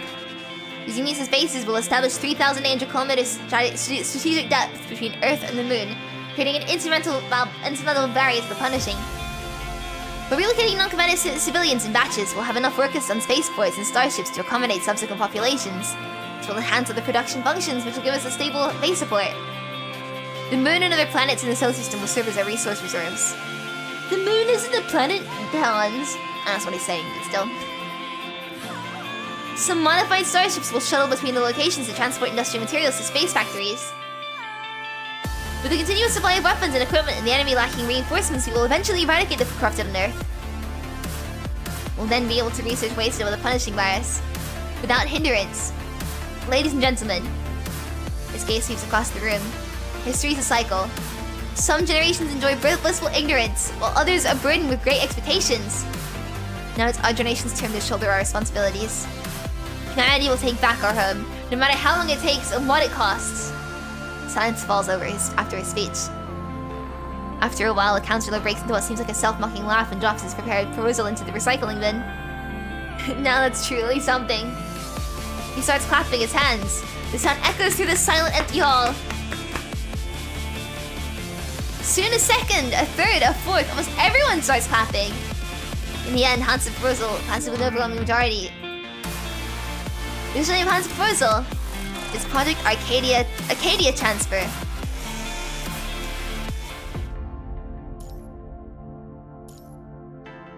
Let's run it. Project Arcadia Transfer will be the largest strategic relocation effort in human history and will be implemented in 3 phases.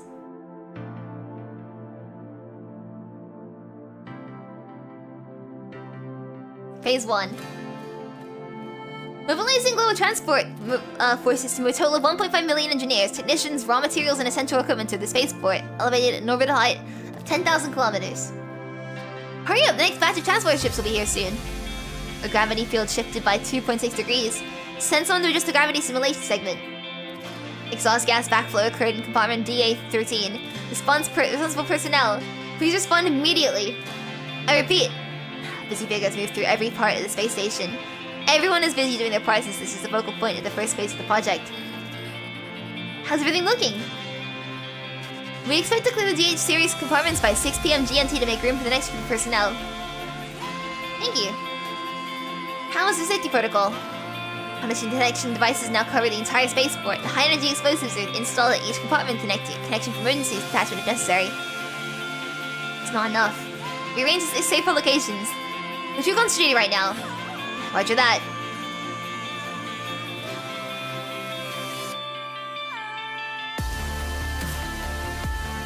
Phase 2. Over 20 years and now 20 out of 30 spaceships will be converted into smaller colony ships to accommodate a large population. At the same time, half of the spaceport's compartments will be upgraded for military industrial use to meet production targets. Tall guy, help me lift this up. Tall soldier takes the box. puzzled. You want to know what this commotion was about? It was mainly about starship modifications. The plans aren't decided, and the deadline is approaching, so a few supervisors almost started fighting. Hey, the next meeting's about to start. Hurry up! When was it announced? I didn't get a notice. Just a minute ago. Heading there now. Wait for me.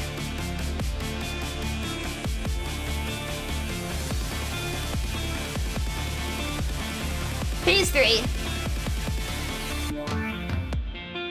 20 modified colony ships will shuttle the remaining population on Earth between other planets in the solar system to collect resources and continuously supply raw materials to the spaceport's industrial base. What a long sentence. Thus forming a 380,000 kilometer depth within the spaceport, Starship Fleet, an international space station, colony ships, and the lunar base as strategic points. Humanity will launch a counterattack by relying on the entire solar system.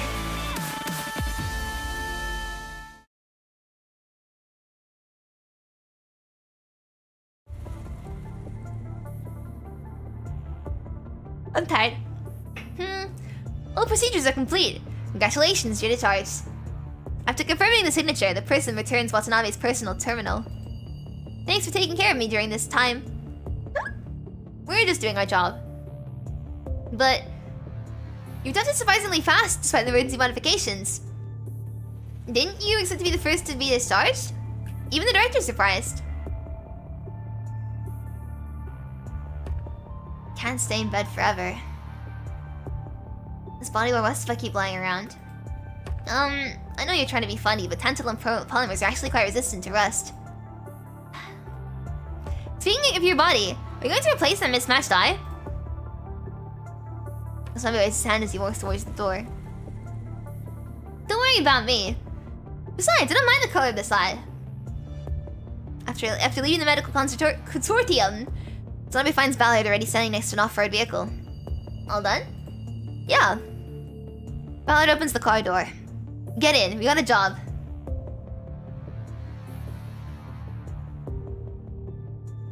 Gestal Control Core. Watanabe flips through his terminal, which is filled mostly with an image of spherical machines. He's got hydrophobia in his eyes, no hemophobia. He's got hemophobia in his eyes. Let me explain why you do that. After the great transfer was confirmed, the first thing we did was order the existing important equipment. Superconducting crystal processing equipment, full space ecological cycle systems, fusion material refiners, they're all on the list. But there's one piece of equipment that's surely the most important. He points to what looks like the eye of the spherical machine. The pinnacle of human achievement, Gestalt. The population relocation, resource allocation, and space management involved in the great transfer require immense computing power. Without Gestalt's help, this project would take twice as long to complete. Also, moreover, if Gestal gets infected, the damage his computing power can cause would be unimaginable. So we must ensure that it's under human control at all costs. Right. Sounds like a hospital stay didn't do your brain damage. God damn it, my brain's damaged after all. My injury wasn't on my brain. Oh, why me? I just completed my Gacha training. Surely you could find others to take on such an important mission. There are still some dangerous areas. I sent all my trusted subordinates to handle those. Dangerous as in... There are conspiracy theories the world government is abandoning the masses. Others try to reap benefits from the protection project through bribery. So we're taking advantage of the information blackout to deceive the public into participating in illegal experiments that have already been halved. Halted. He looks at a rare snort of disdain. Article 1092, the law of advancement of the protection of the science technology. Nonsense. Even at a time like this, you still... In the eyes of some, disaster and misfortune are not bad news, but opportunities for gaining power. Fortunately, there aren't too many of these scavenging jackals. Unfortunately, the more they take, the longer they live. Eradicating them won't be easy. We need to prepare for long-term battle. But after dealing with Gestal, I'll have plenty of time to deal with them. You know, people like you might not have a good ending. Watanabe shows a wry smile but doesn't try to dissuade Ballard because he knows Ballard won't compromise or back down on this matter. This persistence has evolved into stubbornness and, in a sense, aggression. Ballard sees the compromise as helping those people. Watanabe remembers his father talking to Ballard about this many times, but neither side ever convinced the other. Why should we let them reap huge profits from the gamble and leave unscathed? Ballard shakes his head. No, someone needs to drag them back to the table and make them pay back with interest.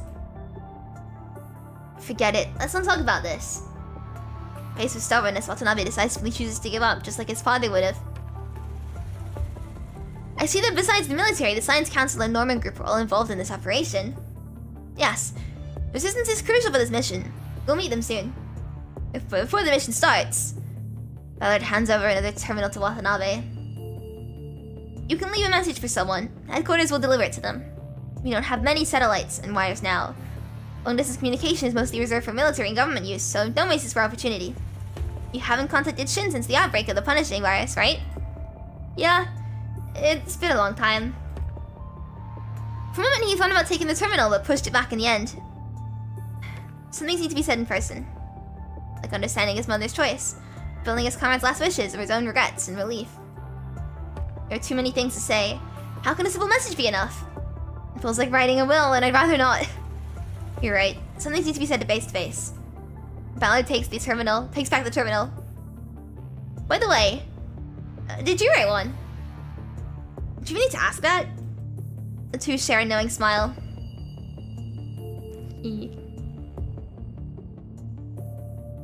Just Retrieval Operation Command Post. Temporary Command Post.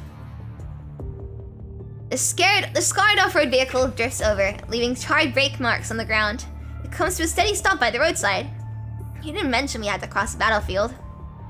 It saves time. The two get out of the car and a soldier immediately runs over. Captain Ballard and Watanabe? Greenhead? So you're the one Captain Ballard was picking up. Did you join the Purifying Force? And Watanabe quickly dismisses the thought because the soldier isn't a convict but a human. No, I belong to the ground force. People from various units were gathered for this operation. I'm just a temporary captain in charge of on-site command. Is everyone else here? They're already here, waiting. Good, take me to them. Roger that. Behind the tent flap, the crowd inside is clearly divided into 3 groups. A soldier with the firearms, technicians in work clothes with the Norman mining logo, and a lone woman sitting in the corner. She looks like she's lost in thought. Only one person from the Science Council. Aside from the late Mr. Landau, no one knows Gestalt better than I do. Maintaining Gestalt is my daily duty. No support or backup. There was no ready in space join the team in shutting down Reactor 1. I'm the only one left behind. I'm sorry. I underestimated you. Let me reiterate the operation plan. First phase. Norman Mining will use heavy-duty cutters to open a path to Gestalt Deep Well. You were the contractors for the entire underground area, right? No problem, but I must remind you, the underground space where Gestalt is located is complex. It's easy to get lost in there, even with a map. Please be careful. We'll be careful. Second phase. Our assault team will open a path to Gestalt's central core. Watanabe, you lead the team. I'll fend off the corrupted that are drawn in. Roger that. Always monitor your infection rate. If it approaches the threshold, leave immediately. You haven't installed the Invert device yet, so you can't stay in a punishing environment for long. Invert device? It's the first line of defense for constructs against the punishing virus. You can think of it as a firewall for now. Finally, your representative from the Science Council will enter the central core to check for infection. If there's no infection, they'll restart it to unlock the surrounding safety locks. That will allow Norman's team to take away the core. Even if it's too late, we can't let the enemy have it. We'll use the explosives to destroy the core. Any other questions? Why not just blow up the safety locks? Gestalt was designed to withstand all extreme scenarios. Well, the core's reinforcements are limited. We've used every possible measure to reinforce the safety locks. The locks will remain intact, even in an epicenter of a magnitude 9 earthquake. Of course. We could use stronger explosives, but that would obliterate the core, defeating the purpose. I have another question. Wouldn't it be more efficient if I joined the assault team? No, your safety is secondly to Gestalt. Only you can restart Gestalt, so you can't take any risk. Ninth Art falls silent. Then I declare... Operation start!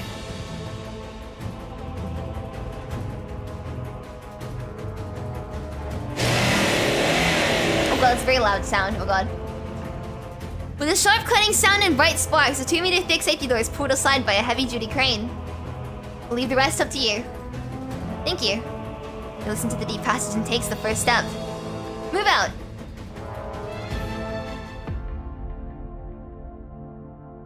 Let's do it. Science Council. 1F. Just out tunnel. 10 o'clock. You still have around 30 minutes, soldier. 20 seconds if I were there. You want us to carry your body to Gestalt?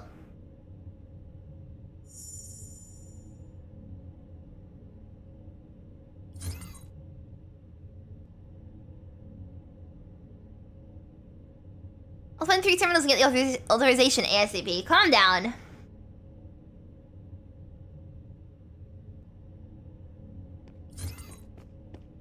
And please hurry up.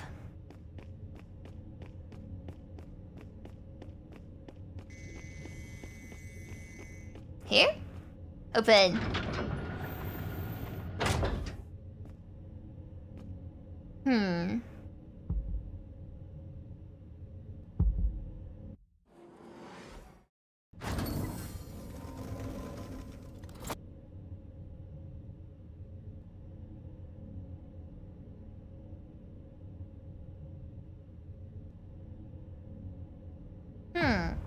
The tunnels. This is a maze. Where are you going? Let's head down, I guess.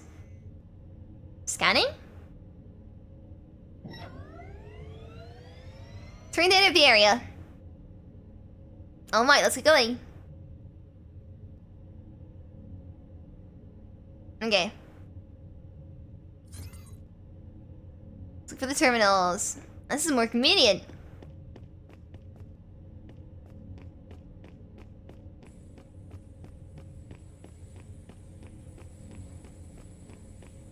I'm pretty good dodging things, right? Like, I got this. What am I, if not extremely skilled at this kind of stuff?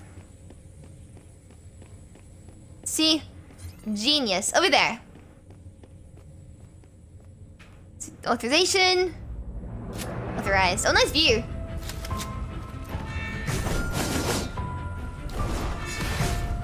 I'm more than ready. I no longer fear death. Never give up! I'm not getting any of the, oh, I'm getting it. It's just using it really fast for some reason. Like, I can't actually hold the bullets. Never give up. Here. Pave the way forward! Oh well. I no longer Here we go. now or never. This dispute is to be settled. I'm more than ready. Come on, let's do it. Never give up.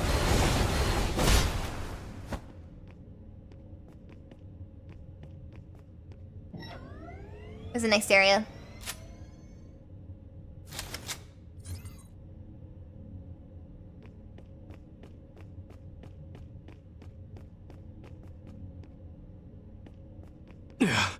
Don't worry about me. He's shiny over there, but...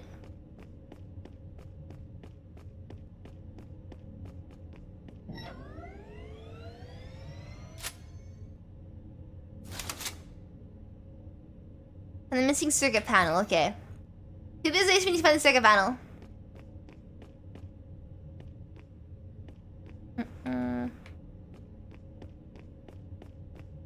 Let's look for it, I guess.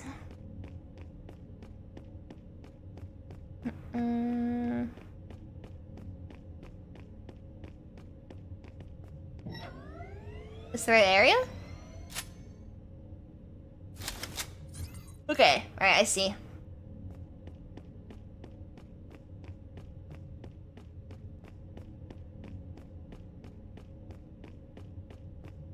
Where's the circuit? Aha! Let's open this. Is this the answer? I'm supposed to evacuate. It is the answer! Here it is! The circuit panel. Let's leave now. And my people are attacking again. Never give up. Here, pave the way forward. Here we go. Look at us go. I no longer fear death. Nice. Now or never. Never give up. I like that Sneaky combat. Now I'm more than ready. Never give up.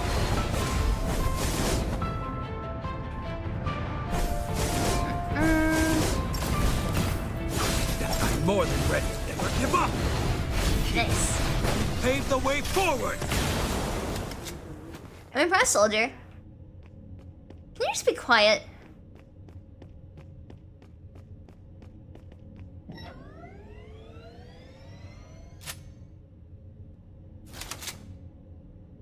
We need more authorizations. No. Open this.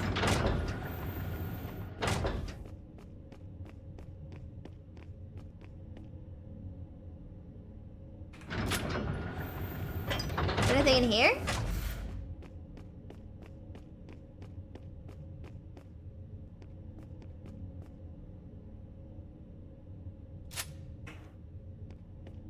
That's 2 authorizations, right?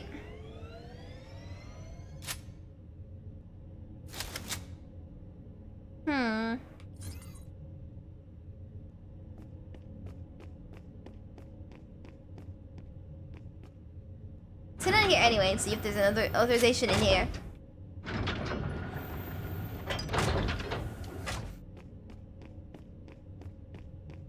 Something's on the floor.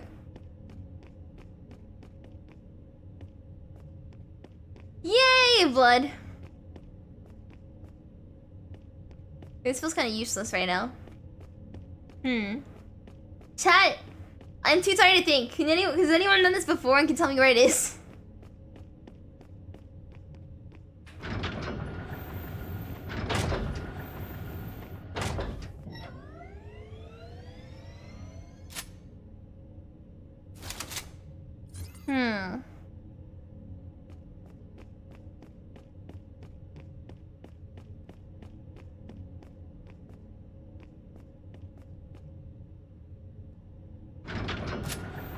Let's open this and see in here.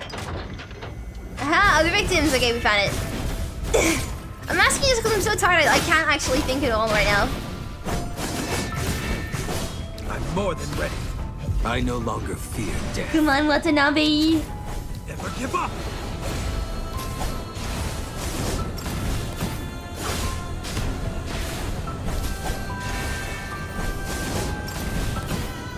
This dispute is to be settled. Now or never.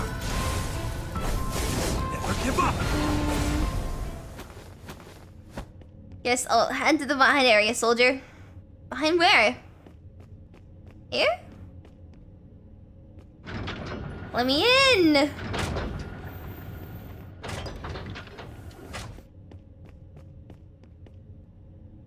Let's climb the ladder.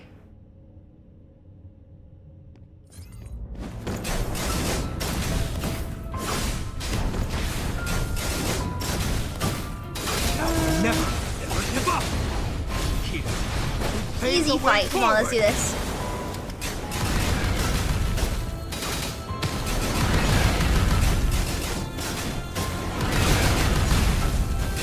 I no longer fear Come on! Now or never. Give up. Now or never. Nice. Now, authorization from here. Ah, we can leave.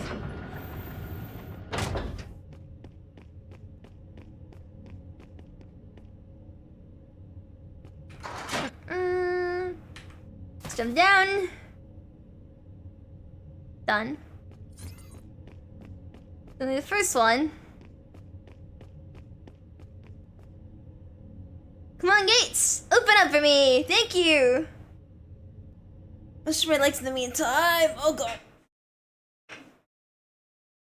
Ugh. Heavy Henlo! Oh, we're out of fuel for the cutter! After being repeatedly blocked by the safety doors, Watanabe decides to forcibly dismantle them. However, the Science Council already considered this in its design, so each safety door costs a large amount of fuel to cut. Retreat and refill the fuel. Looking at the thick safety door in front of him, Watanabe has no choice but to order a retreat. If it weren't for the safety doors in the way, we might be able to reach the bottom pretty fast for this map, but now, there's no need. A weary voice echoes in his ears again. I know you're in a hurry, but we must retreat now. I'll crack the security protocols. Heavy footsteps sound as a figure in a thick protective suit approaches. But first, let me catch my breath. It's so heavy, so sweaty. Her voice makes her sound exhausted. Nice. What are you guys thinking? This is a good point. Wow, we're only like 9 out of 33 in. This is a good point to end for now, do you guys think? It's been 3.5 hours. Feels like a good resting place. Also, I'm still figuring some things with Billy.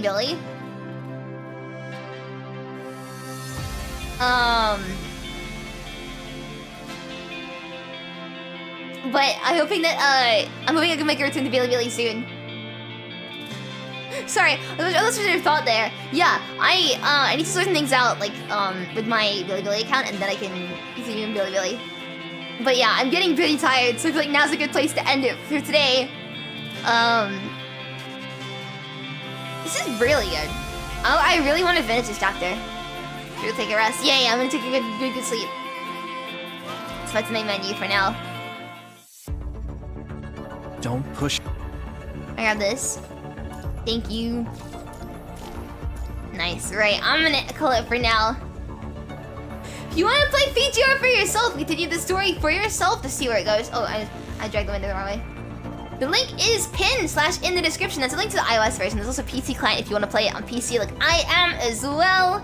Thank you so much, Crew Game, for sponsoring the stream. I'm gonna go take the fattest nap of my life and pass out, and I will be unreachable for hours. Just kidding, I'm gonna go eat food. I am so exhausted. Good night, everyone! Thank you so much for stopping by. I'll figure out some rest this week when I'm not running on, like, the bare minimum sleep. Good night, everybody! Good night! Bye!